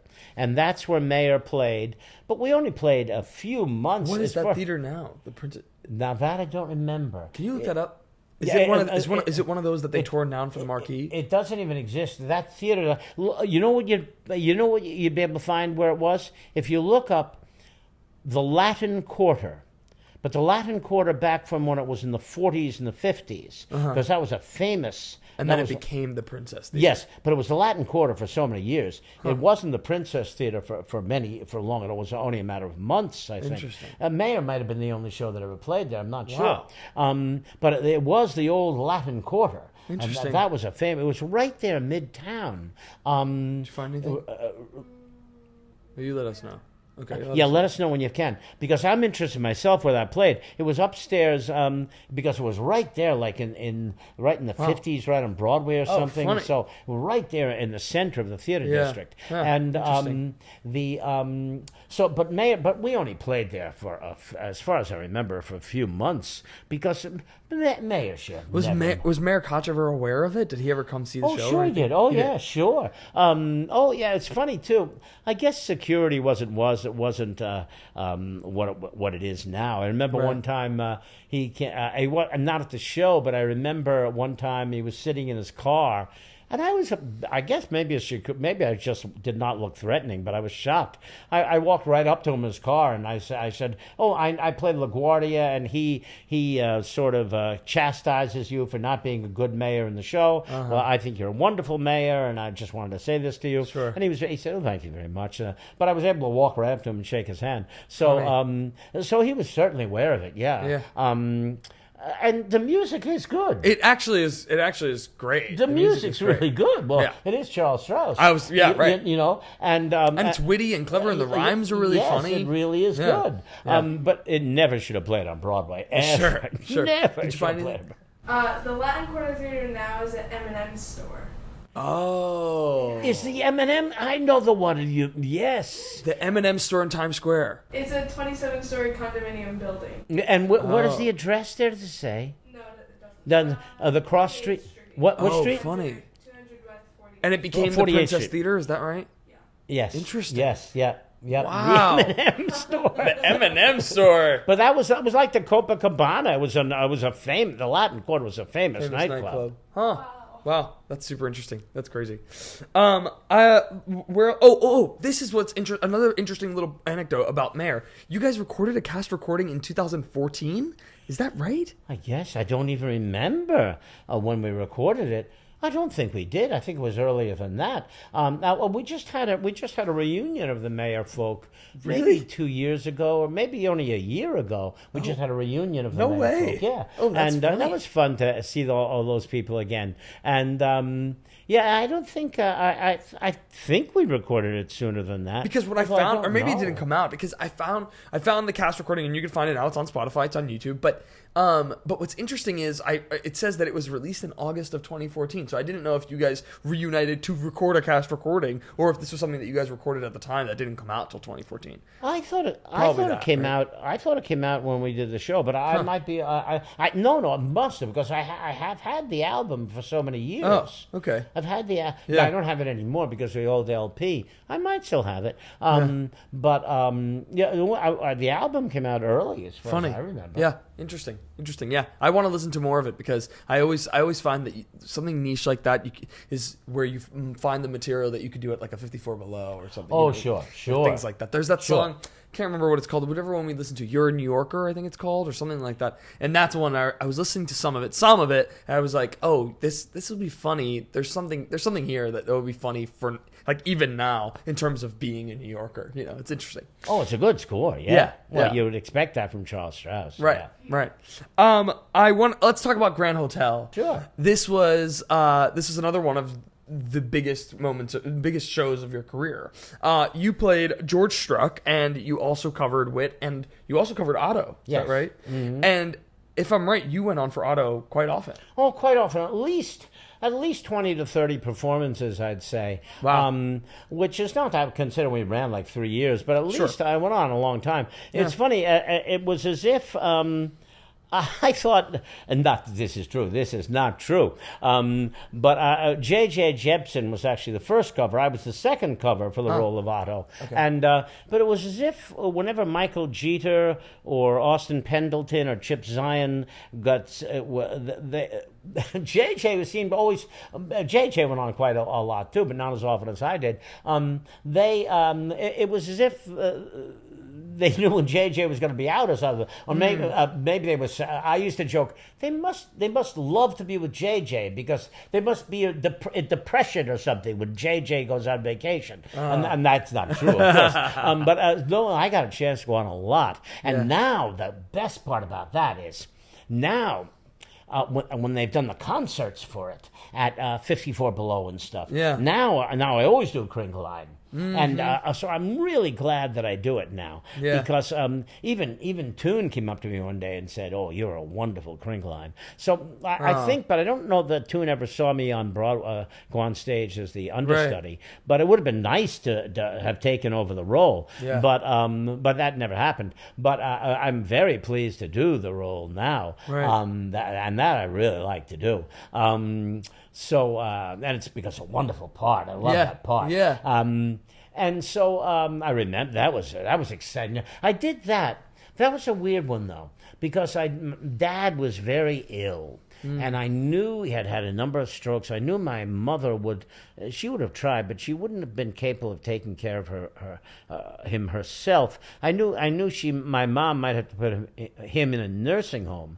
So I hadn't done ensemble in years and years and years. And I was offered the role of Smee in the Kathy Rigby Peter Pan tour, and I had done Smee with Kathy Rigby before. Right. Was that at Paper Mill? No, that was down in Florida. Okay. And then I thought, well, yeah, but I'm being offered a Broadway show, and I can be home to help help take care of Dad. So I thought, I'm going to do the Broadway show. I'm not going to go on tour with Peter Pan. I'm going to do the Broadway show. So that was the big reason I decided to do Grand Hotel. Interesting. And the money would have been better going on tour. And, really? The money sure would have been. Then Broadway? Yeah, sure, because it was Smee, and they really wanted me for Smee. So so the money would have been better going on tour. But I thought to myself, no, I'm gonna stay and stay on Broadway and do Grand Hotel. Yeah. So I did. I'm really glad I did, because then I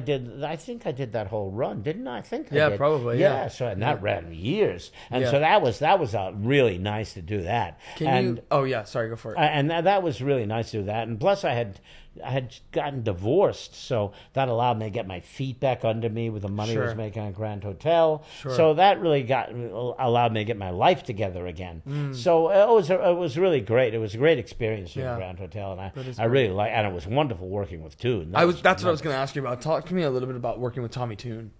For the longest time, I thought, this man doesn't know what he's doing. That's really true. Because why is that? Yeah, he worked so incrementally, so tiny was his choreography and his direction.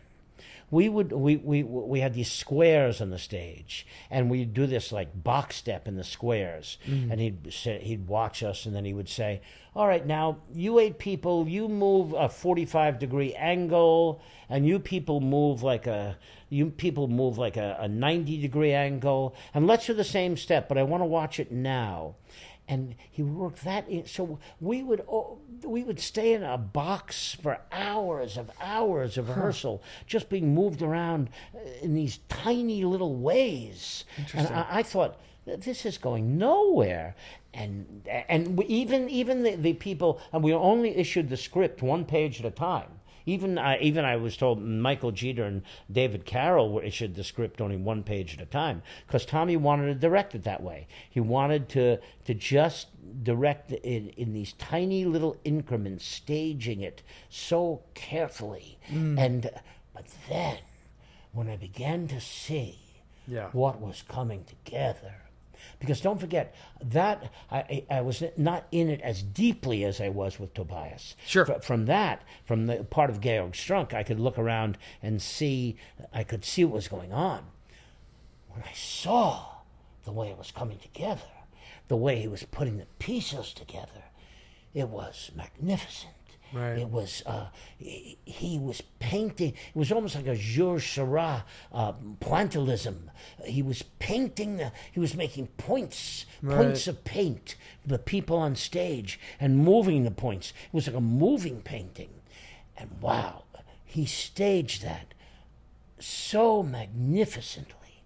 And then I thought, this is why Toon is regarded the way he is, because he was like, it was like a moving painting, and he was putting it together so wonderfully, meticulously, so meticulously. It was really amazing to see what Toon did with that. Right. And this is, I imagine, is one of those other situations where you can't quite understand when you're in it what the imagery is really doing. No, you can't. And especially if I was like playing Kringlein all the time, because then I'd be much more deeply into the show. But Strunk being a more ensemble, and a lot of times he had it just sitting us on the perimeter of the stage, and we'd be able to really watch the stage, and then I'd be able to see, look at what is coming together, because he was moving the people above, he was moving the people on the stage, he was moving all around us, continually flowing the way the traffic in the hotel would flow. Yeah. And boy, it was magnificent what Toon did with that. Yeah. Really magnificent. Yeah. He knows how to stage a thing just tremendously. Right. Just tremendously. Right. Yeah, that's beautiful. Okay, this is the thing that I found out. So our mutual friend Wesley Slade, he's the one who connected me with you, and he wanted me to ask you this little thing, and I think that's interesting. So apparently Jason Alexander has credited his career to you because you got him his first agent. Can you tell that story? The only source I have for this story is Wesley Slade. Is that right? I don't know that this ever happened. Okay. Wesley has told me it's happened. Uh-huh. He said he watched Jason Alexander on some interview show or something, and that he credited his career with me helping him in some way. Funny. I'm not aware of that ever occurring, except for Wesley telling me it happened. Yeah. I do. I've known Jason for years and years and years. Right. In fact, when he was still in high school, that non-equity theater I was telling you about in Kearney, New Jersey. Yeah, Hey Penny. Yes, we used to judge high school productions and stuff, and we went to see a scene from The Odd Couple, and Jason was playing the Walter Matthau part, and And we gave him the best actor. He was clearly the best actor in the high school contest. Interesting. And so we voted him best actor. And so I've known Jason ever since then. Not that I saw Jason much. Sure. I think he's much. Yeah, he must be much young. Well, not much. He actually younger. just directed a production of Sweeney Todd. Did he? Yes, he did. I think at La Mirada. Yes, in he did, California. didn't he? I think. Yes. I don't know if it was there, but and but I think Jason must be. If I'm 78, and I think Nathan's like 70 or 71. I think Jason is younger than both of us. Uh-huh. So yeah, he must be younger than both of us. So I haven't seen Jason in many years. But I have known him since he was in high school. Funny. That's where I first met and so him. that award is what helped him get his first agent. No, I don't think so. Who knows? I don't really know. Wesley has never told me. Yeah. He's just told me that he heard Jason say that. Yeah. No one else has told me that. So maybe it happened. Yeah, maybe it did. Yeah. Do you want to look it up, Angel? Just try to look that up if you could find it somewhere. Or maybe I'll ask Wesley to give us like the video or something. Yeah, I'm not aware. Jason has a wonderful podcast. Speaking of podcasts, Jason has a wonderful podcast, and he recently, within the last year and a half or so, had Dick Van Dyke on, and it was amazing. It was really amazing. Yeah. He's the best, and he just did a show 2 summers ago on Broadway. He directed a show called The Cottage. That was a new big farce, door slamming type farce. Pretty funny. Did you find anything? I doubt you would. Well, you know what? You get back to me when you do. I want to discuss with you just a little bit about Christmas Carol. Alan Menken, Lynn Aaron's Christmas Carol that you were part of. Sure. You did find it? Yeah. Oh, What did it say? No, it just says he thanks Ken Jennings for kicking start his career because Jennings dropped out of children's TV pilot to star as Tobias. Really? Oh, because he what? Because he Dropped out of a children's TV pilot to star as Toby. to star as Tobias. Well, I'm. Is there a shocked reference for that? Like, where do you see like a link or something? Just to clear it up for the listeners and viewers out there, apparently, and if anyone finds this, please write to us. But apparently, and Wesley write to us. I'll ask Wesley to send something. But essentially, Jason Alexander says that Ken dropped out of a TV pilot that allowed him to get the job. So that's an interesting mystery. We'll tag Jason in this and see if he can corroborate this. And he says that I dropped out of the pilot in order to do Sweeney Todd. Yeah. That's possible, but I don't remember it. I certainly would have recommended Jason. I knew what a wonderful actor he was. Yeah, interesting.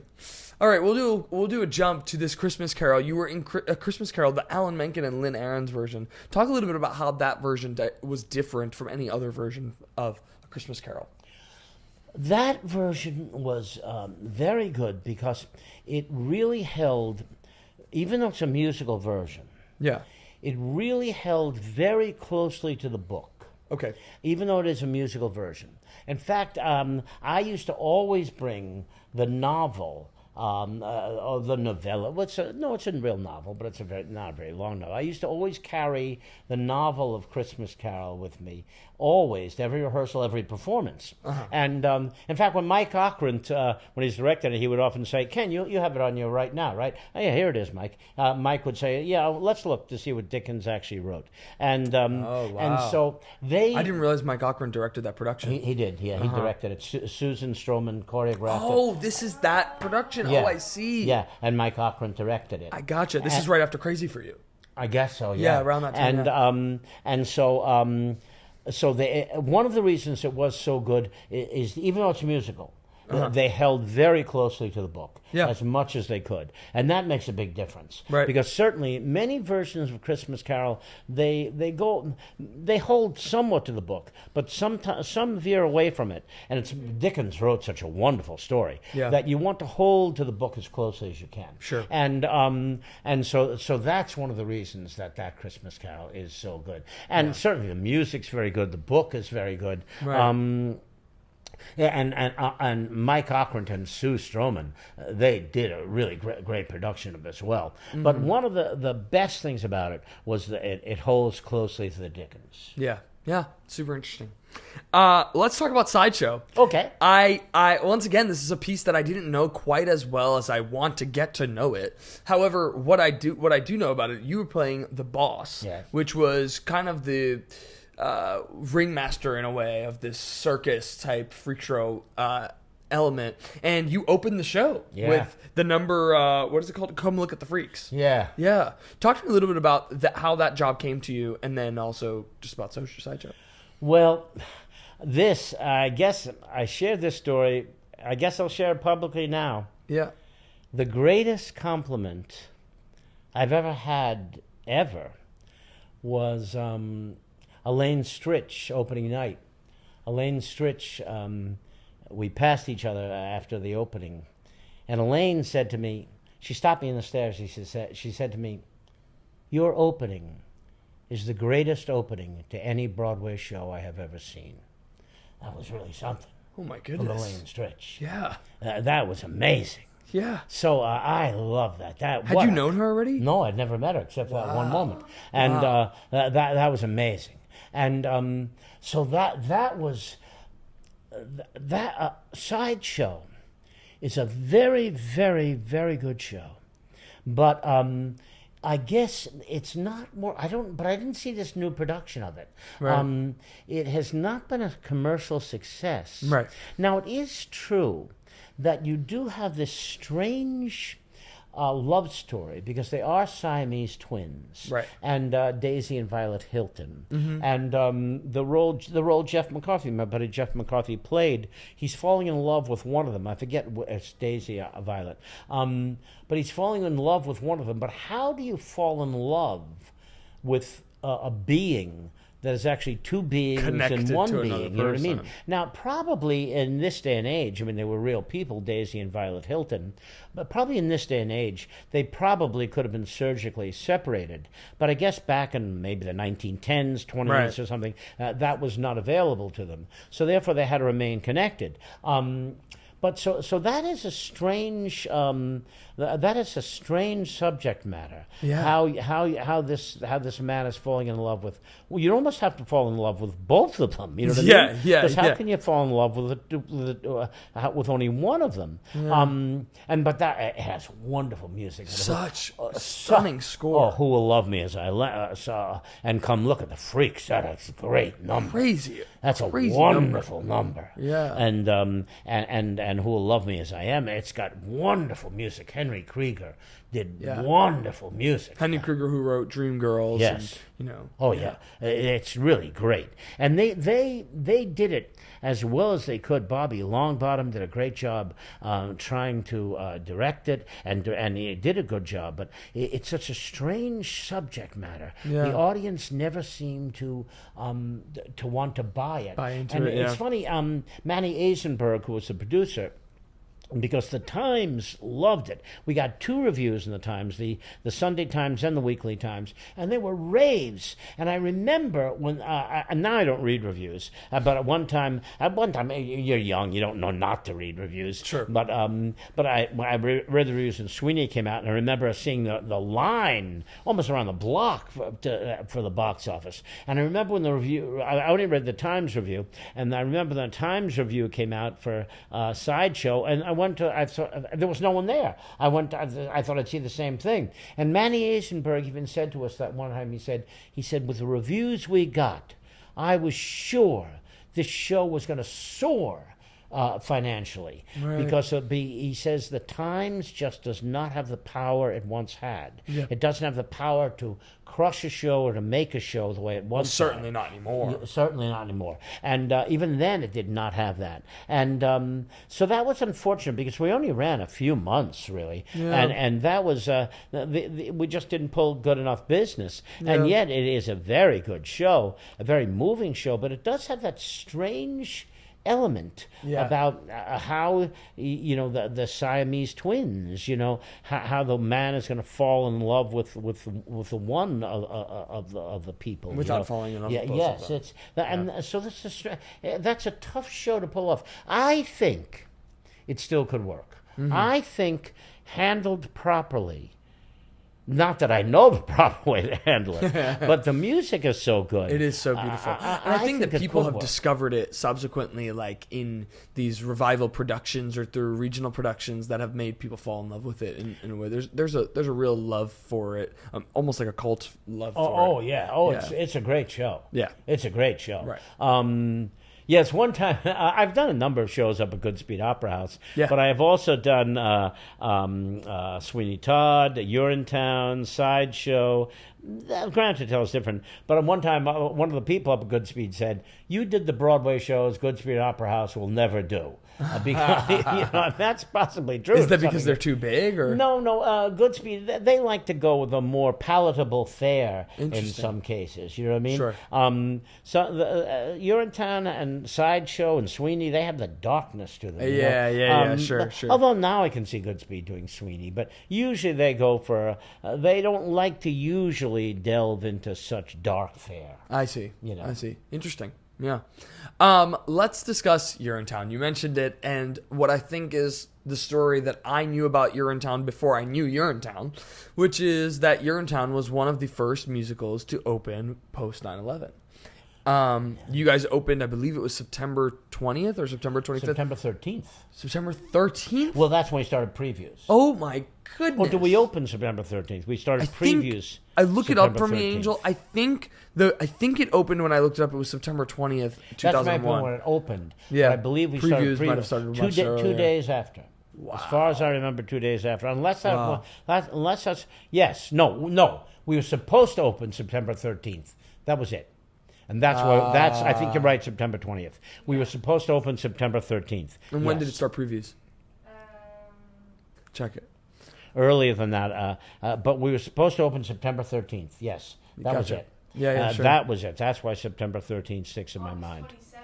August 27th started previews, yes. And then you were supposed to open the 13th, and the opening night got pushed. That's right. We pushed a week back. That's exactly right. I see. Yes, I can understand why. Yeah. I remember when Mom called me that day, she said, "Do you think you're still open with the planes crashing the building?" I thought it was maybe a passenger jet. I mean, maybe like a private plane. I didn't know she was talking about anything. And then I turned on, because I was living in Jersey City at the time. And I turned on the news and I saw what happened. So I drove right down to the entrance of the Holland Tunnel. And it did look like... It looked like the scenes you see of Pearl Harbor, the sky full of the black smoke. And it was amazing to see that. And so I stood looking at that as the smoke was just rising into the sky around me. And I thought, boy, this is unbelievable. Well, what a tragedy has just occurred. Yeah. So then we postponed, but then it was Mayor Giuliani. He called, I guess, the Broadway show. He said, "I want the Broadway shows running back as soon as possible." And but so the thing that we've heard from people who've done shows during that time was that, and this is really just complicated in my head, is like, tourists weren't going to come to the city, and they weren't going to come to the city for months. So what you guys did, because the show ran years, Urinetown ran years. During a time like that, it seems like it would be impossible to create a hit, and yet that show became a hit. And what I think is interesting is, and it's an original piece, completely original piece. Like Mamma Mia was a hit, and Mamma Mia had music that people recognized. And yeah, Kiss Me Kate, but I mean, even Kiss Me Kate closed, and The Music Man closed, But my point is with this is that this is an original musical that opened within all this tragedy. The people that were going to see your show, like 90%, even more so, were New Yorkers. Yes. And so New Yorkers kind of lifted this show. Yes, that's true. Do you remember anything about that, performing during that time? Sure. I remember when, at that time, I guess she still would be, but I haven't needed her in a while, when Dr. Gwen Corrivan came to see the show.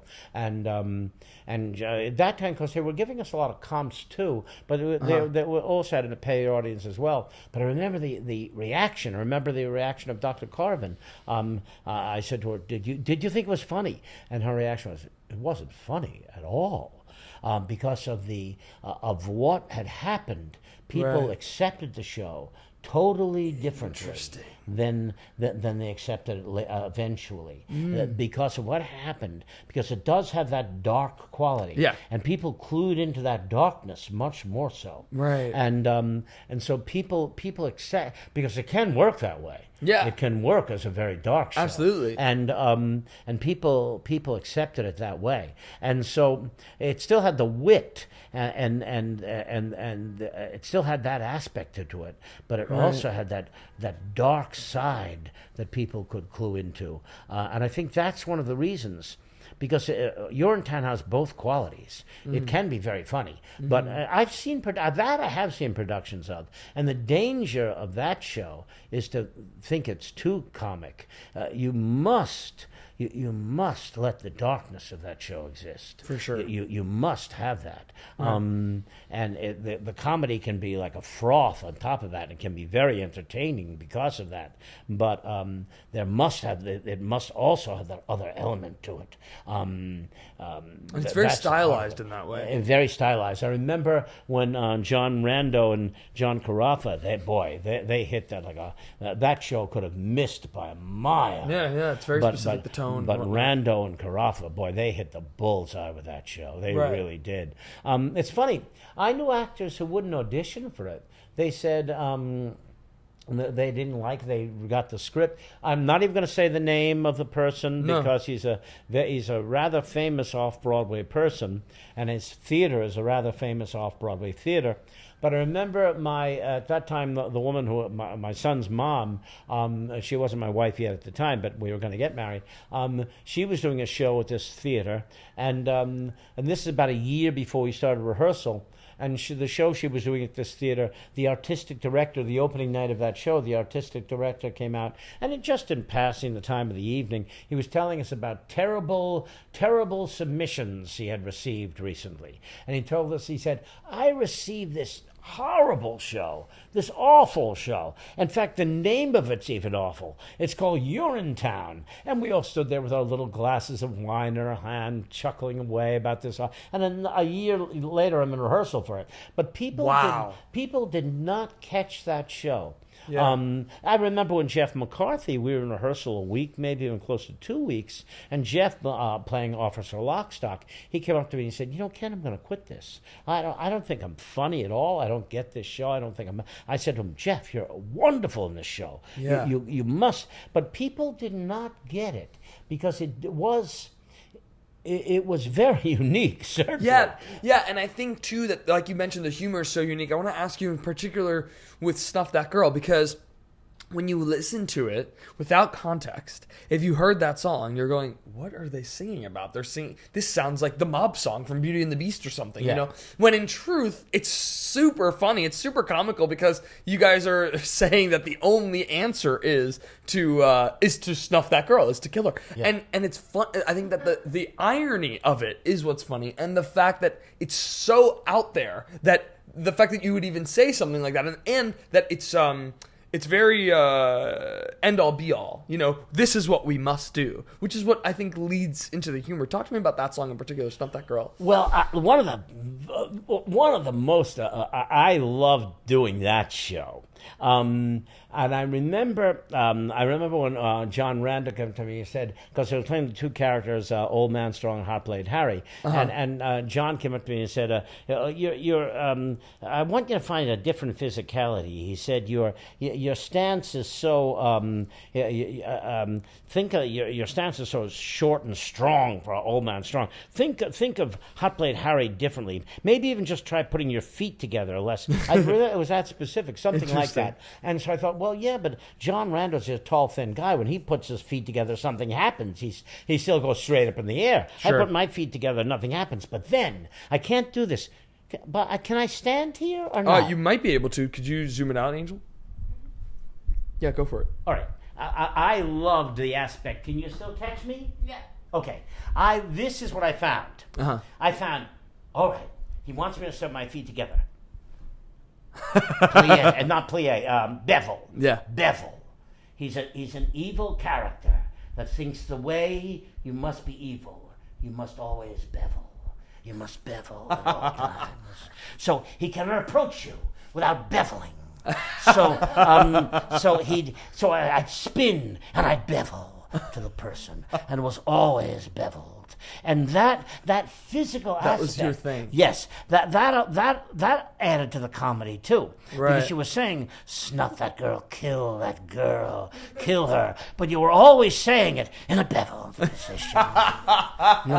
Always beveled. Yeah. In fact, I remember when David Beach. Well, he played one of the UGC, and I'm wearing my UGC bowling shirt. Oh, right now. Yeah. When David Beach, when he decides he's going to join the rebellion, I thought this was so funny when David did this, when we captured Caldwell B. Cladwell and stuff, and David was standing right behind me, and I was standing looking at Caldwell B.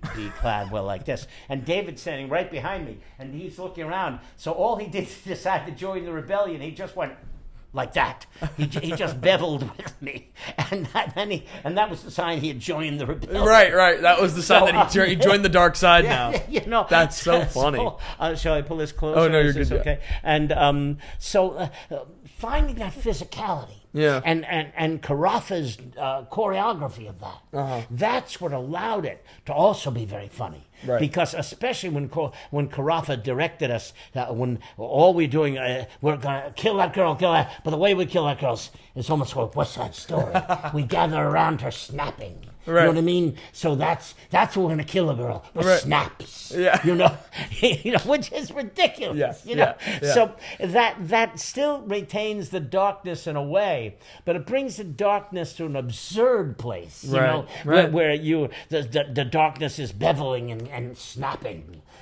So you're talking about killing the girl, but physically you're performing in such a That's way. really funny. Whoa, that's out there. It's the juxtaposition of it. It's the juxtaposition. That's exactly right. Yeah. Yes, that's exactly right. Yeah, it's super interesting. Yeah. That was so much. Yeah, fun. and that show in particular, it's like it does. You're so right. Need to be taken care of. Very it's very fragile. Oh yeah. Almost, I remember when John Rando said to us, he said, "This is Bertolt Brecht meets The Simpsons." He said. That's what he said. That's really funny. That's an interesting point because it's very Brechtian in the idea that you guys are actively using the audience as members and as tools for the story. Yes, that's absolutely true. Yes, but the humor does live in like a weird Simpsons. Oh yeah, it really does. And Rando and Carafa, they caught that beautifully. Right. That show could have missed by a mile. Absolutely. But wow, did they caught And it's had a wonderful afterlife. Oh, a wonderful afterlife, yeah. Colleges and regionals do it all the time. Oh, all the time, yeah.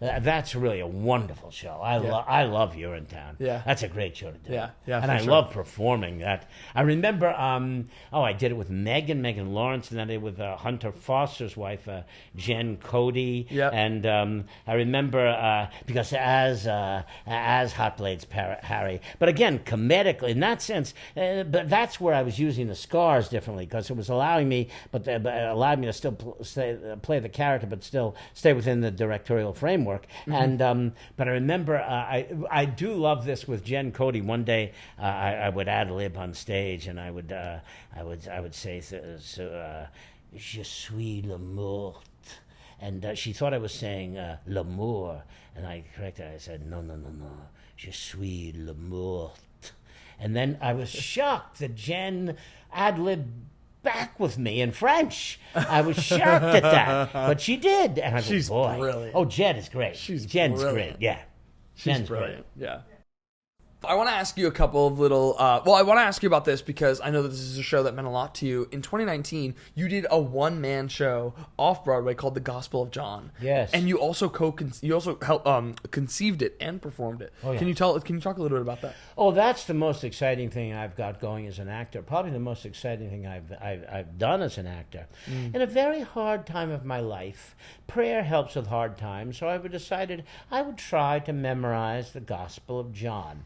Because I like this, because I remember I would always carry the little Bible I've had since the Sweeney Todd days in my pocket when I'd go jogging, and I particularly liked the Gospel of John. So I remember one time I was walking back from Riverside Park where I was jogging, and I came across the phrase, now Jesus did many other things in the presence of the disciples, things which aren't written in this book. But these are written so that you might believe Jesus is the Christ, the Son of God, and that you might have life in his name. And for the first time I read that, and the Jesuits had us read that. I took in St. Peter's College, I took courses on the Johannine scriptures, the letters of John, the Gospel of John, the book of Revelation. And but for the first time in that verse, the you struck me as singular. It struck me as if now Jesus did many other things in the presence of the disciples which aren't written in this book, but these are written so that you, Ken Jennings,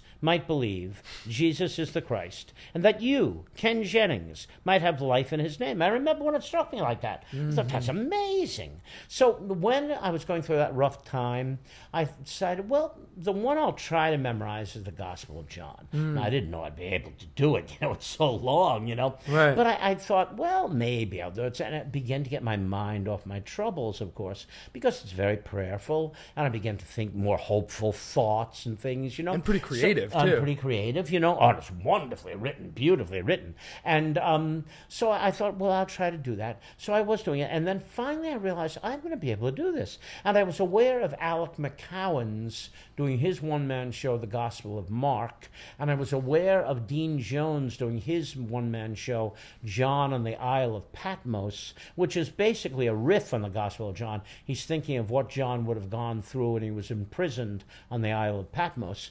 And so I thought, well, I know that there are examples of actors doing these one-man shows of these Gospels. So I thought, well, maybe I can do it. And Right. I then saw that I was going to be able to memorize it. Right. But I saw how long it was going to run. And I thought, well, I can't do this. I can't do this. This is going to run too long. And I thought, and I wanted to do it without intermission, Right. because only in the last two verses is it revealed that it's John himself who is relating this story. John himself is bearing witness to these things. And so I wanted to do this without intermission, but I thought it's going to be horrendous. So, but I checked with a Jesuit priest, one of my teachers from high school, a Baptist minister, the minister at the church I go to now, and a nun of the Order of the Sacred Heart, and an Episcopalian priest, and they all knew my background as an actor, and they said, oh, go through with it, Ken, go through with it. In fact, the Baptist minister, he had the best comment. He said, if they hear an hour and 40 minutes of the Gospel of John straight through, that'll be more than they've ever heard straight through before in their lives. So go through with it. Right. So, but then I checked with a Jesuit priest. He'd say, you can cut those words, don't cut these, make sure you keep these words, Ken. So I do some of all 21 chapters. In some cases, I do the whole chapter. Wow. And I was doing it for free, basically doing it for free at schools and churches and stuff. But then the Sheen Center heard of it. That's the art center of the Archdiocese of New York. And they said, we want you to do this it's going to be, and it's just me on stage saying the gospel from memory. But they said, we're going to give you a nice set. We're going to give you lovely, good lighting, nice sound effects. They did give me lovely production effects. So, and then we opened in November we started rehearsal in October, I guess, of 19, opened in November of 2019, and closed in January of 2020, a limited engagement. And but I was shocked. This, because it's really a prayer, it was nominated as Best Solo Performance by the Off Broadway Alliance, which I was shocked at. That's amazing. And the reviews, my favorite review was the review from Time Out. It got great reviews. My favorite review was the review from Time Out magazine, who called it one of the best Christmas shows in New York, although the Gospel of John does not even mention the Nativity. It does not mention the birth. Yet it is a very, very spiritual show. Right. So therefore, that's why they would consider it such a good Christmas show. And it was happening during the holiday season. Yes, and so then I was doing it, and now I still do it, and usually I still do it for free. But occasionally I did it for a number of times for Holy Week. And even when people say to me, well, we'll pay you, I say, well, I do it for free. And they say, no, we're going to pay you. But I make sure to tell people I usually do it for free. But it's a blessing when people are going to pay me. And that's something. In fact, I'll probably walk back now to 89th and 2nd. And I'll go over, I still go over the Gospel of John nearly every day from memory. Wow. I'd forget it if I didn't. Sure. And it means a lot to me. It means a lot to the growth of my own soul and my own spirit. Yeah, and can I ask you what was the hardest part about doing a one-man show? Well, it's funny, with that was not really that hard at all. Really? Funny, the memory of it. Because it meant so much to my heart. And therefore, even when I perform it on stage, it means so much to me. It takes an energy. But I'm very aware of the prayer of that show as I'm doing it. And so that's a show that I can do, like I've done it a number of times, sometimes back to back. And it runs now because of some small changes in blocking, I've got it down to a little over an hour and a half, a little under an hour, more like an hour 32, a little under an hour 40 now. And it takes an energy, but it's an energy which is so much a part of my heart. That I don't have to worry about a character living in doing. I can live that gospel. Right. Hopefully I do live that gospel. And so I can live that gospel. So I can live it on stage as I'm doing it.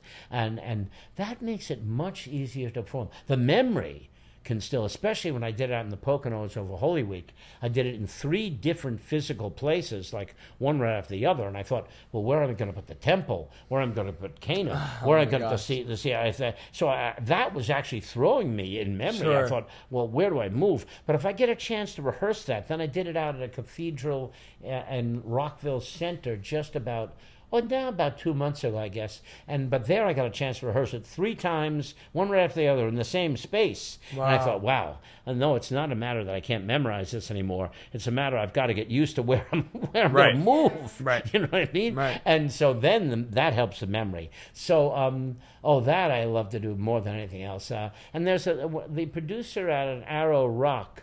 He's gonna try to produce as a tour. I don't know what's gonna come of that. Wow. I hope it does. That'd but be great. That would be nice if I do that, because that means a lot to my heart. That means a lot to my heart. I love that. Well, I hope same for you. Oh, That's thank you. amazing. That's Yeah. and I'd love to see it in some capacity. Oh yeah. Well, it's on YouTube. Yeah. You can pull it up. But I guess the minister was tired.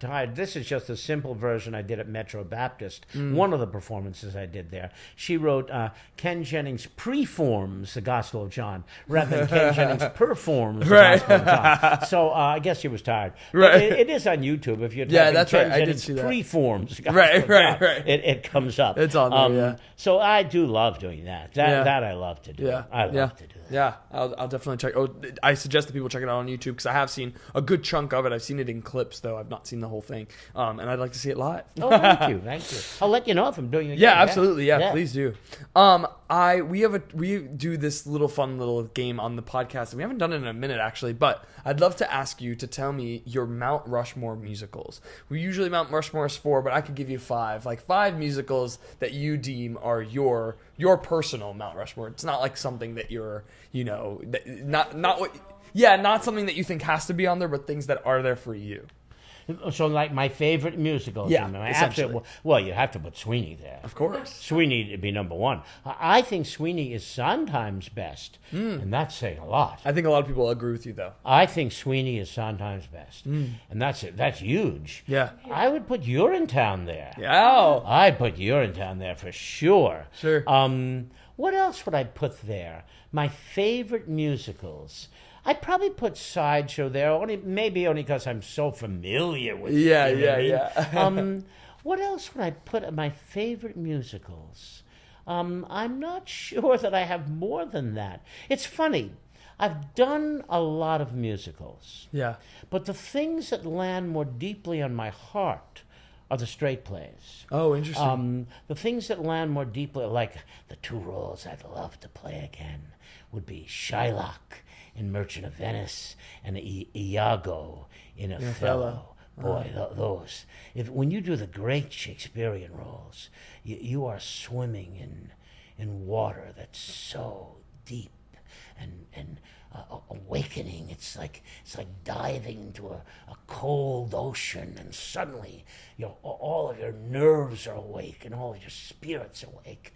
Boy, when Shakespeare is in many ways easier for the actor actor than it is for the audience, because the actor gets a chance to really swim in it. And wow, when you swim in it, just one very quick, when I was, Iago is the longest part in the Shakespearean canon. Oh, wow. I don't think I realized that. And I had trouble memorizing, and I do, knock on wood, I memorize fairly quickly, but that's such a long part. And I do, and I love the end of one of his first monologue soliloquies. He says, I am not what I am. Directly, I believe that's the book of Exodus, where God says, I am who I am. But Iago, at the end of his first monologue, says, I am not what I am. And I thought I had memorized it properly. But this might be his last line. It might be his penultimate line, but it might be his last line. When at the end of the play, Othello stabs him or pierces him in some way. And you do get the impression that Othello is trying to kill him. And I had memorized it. I bleed, sir, but not dead. And no, I had memorized it. I bleed, sir, but am not dead. But that's not what Shakespeare wrote then. And when I finally had gotten it all down, I realized Shakespeare actually wrote, I bleed, sir, but not dead. So in Iago's last line, Shakespeare cuts the I am. And when I realized how that relates back to the end of Iago's first monologue, I am not what I am. And in the last line, I bleed, sir, but not dead. And the I am, he didn't have to cut it for the sake of the rhythm. Right. He cut it, it's a conscious cut. It's as if there are scholars who think that Iago is the devil himself. That the Iago really is the devil, and I think that in the text in a way holds, and I think that's what Shakespeare is alluding to when he says, "I am not what I am, and I bleed, sir, but not dead."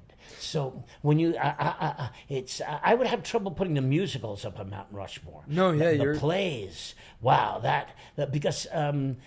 Well, especially Shakespeare, man, boy, it's like a punch to the chin. Yeah. When you see, wow, who wrote this stuff? Yeah. It's amazing. But it's interesting because what I want to isolate about that quote exactly is I bleed, sir, but you said it's I bleed, sir, but am not dead versus that I bleed, sir, but not dead. But not dead. Right. Yes. And you thought it was I bleed, sir, but am not dead. Yes, that's right. And it's funny because if you're saying I bleed, sir, but am not dead, you're intending kind of exactly what that means. But if you're saying I bleed, sir, but not dead, then you're insinuating that you bleed, but not when you die. Am I right? Well, no. In this sense, he knows that Othello meant to kill him. Sure. But is there even an eternity aspect to that? Because he knows that Othello meant to kill him. I bleed, sir, but not dead. Oh. So is there an eternity aspect? Is that even more?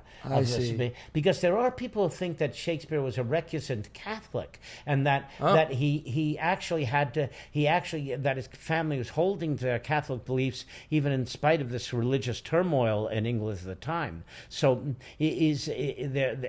certainly there some scholars think there is that religious aspect to Othello, because there is almost an eternity in that. I bleed, sir, but not dead. Interesting. You can't kill him. Because he is. There's something eternal about him. Yeah. So those doing Shylock, and I would still Iago. He claims he's 28 years old. I've looked on the 4 times 7, 4 score times 7. I forget the exact. He claims 28 years old, and I was already I guess in my 60s when I was doing it, and so the director was going to ask me to change it because even McKellen changed it when he plays Iago. He says, "What is it? 6 times 7 years, something like that, or 4 times 7 years, and even a 7. I forget McKellen changed it to." But I said to the director, "Who's telling you he's 28 years old? He's Iago. telling you he was 28 years old. So when I was first with Brendan's mother, I was already in my 50s at the time, and she's nearly 20 years younger than I am.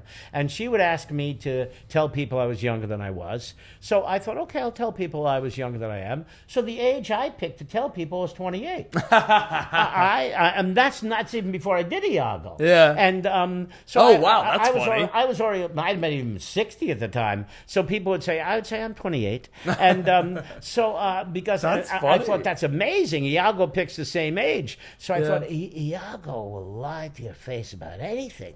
So Iago doesn't care if you, he will lie to you about anything. Right. So he will say, yes, I'm 28 years old. That's what I am.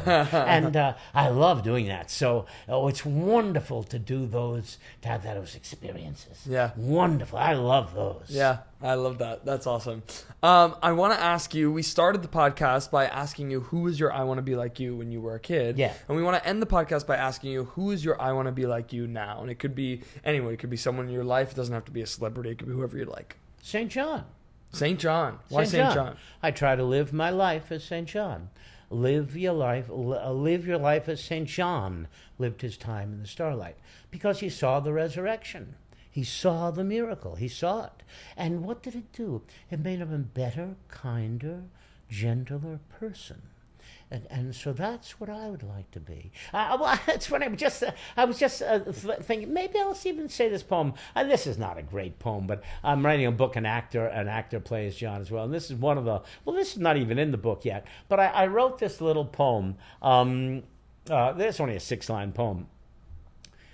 Be aware of the need close by, the need that's right under your nose. Try to be a good, decent guy, the sort of a guy who knows that these moments before we die are the womb of the soul that grows.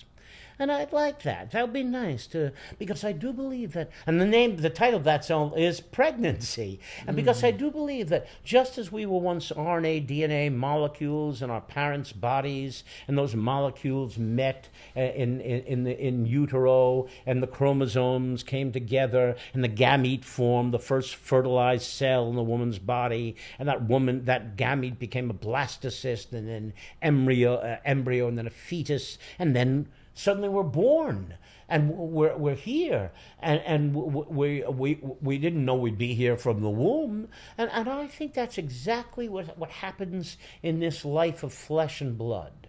We are now souls growing in this wall of bone and flesh and blood, but really we are the souls growing. And that soul will continue on after what we think is the end, but it isn't, I don't think at all. That soul will continue on after the hour of death. And who knows the mysteries where that soul will fly to. So right now, I like to emulate St. John. Yeah. That's why I like to. It's funny, my brother would always say, like, the creation of consciousness is something that feels unexplained. Oh, you know, sure. and it's to your point about this idea that we are these souls living within these walls. Yes, that's true. And I think that in and of itself speaks to some sort of furthering of life beyond this. I agree with you. I think it does too. Yeah. In fact, sometimes I get the feeling that there are angels and spirits right next to us, and that they are watching us, and they want us to try to be as good as we can in this life. And I certainly get that feeling that there are other aspects right around us. It's like me taking care of my Brenda and I have a little tortoise as a pet, and it's like me taking care of little Luigi, feeding Luigi his lettuce and his blueberries and stuff. Luigi doesn't know Brendan and I watch Dexter. He doesn't know that I'll be making sausage and peppers for Brendan tonight. Right. He doesn't know that. So I believe that there's something watching. God is watching us. That's like a famous song, isn't it? Or something. I think it is. I think it is something like that. And God is watching us. I forget. And I believe that that's really true. That something else is aware of us right now in the way we live our lives, and I try to, and hopefully it makes me just a kinder person. Hopefully it makes me a gentler person. Right. Because that's if it doesn't do that. I love what St. Augustine says about reading Scripture. If reading Scripture makes you a gentler, kinder person, this is a paraphrase. If reading Scripture makes you a gentler, kinder person, you understand it. If it doesn't, then you don't understand it. Huh. That's pretty good. That's interesting. That's pretty simple. Yeah, that's interesting. Yeah. Well, I love that answer. We loved having you here. That was a all lot of your fun. stories. Thank This you is so so fun, much. and so This was I so felt much so fun. present. We were just hanging out, which was so Yeah, fun. this was a lot of fun, wasn't Thank you it? for being here. Thank So you. now, thank you, what thank you. happens with this? Do you show this? I don't even really know what it is. Yeah. So we'll take the whole thing and put it on YouTube and Spotify and what's the other one? Apple Podcasts. Yes, and Amazon Music. And it goes on a couple of other platforms that I'm not even aware of. And then and it kind of like mass sends out. I put it in one thing and then it mass sends it out. And then we'll take the episode on our own end and we'll cut it up into little 3-minute or less increments and put that out there. So if there's like say the story that we discussed about the bridge falling in Sweeney Todd, that'll be a story that'll go on TikTok and Instagram, and it'll just be that isolated story. And then if people want more, they'll watch more clips, and then if we're real lucky, they'll be like, let me go see the whole thing, you know. So my son will be able to see this? Oh somehow? yeah, absolutely. And good. I'll email you it when it all comes out. Okay, good. It'll probably be around a month or so. Oh, great. Yeah.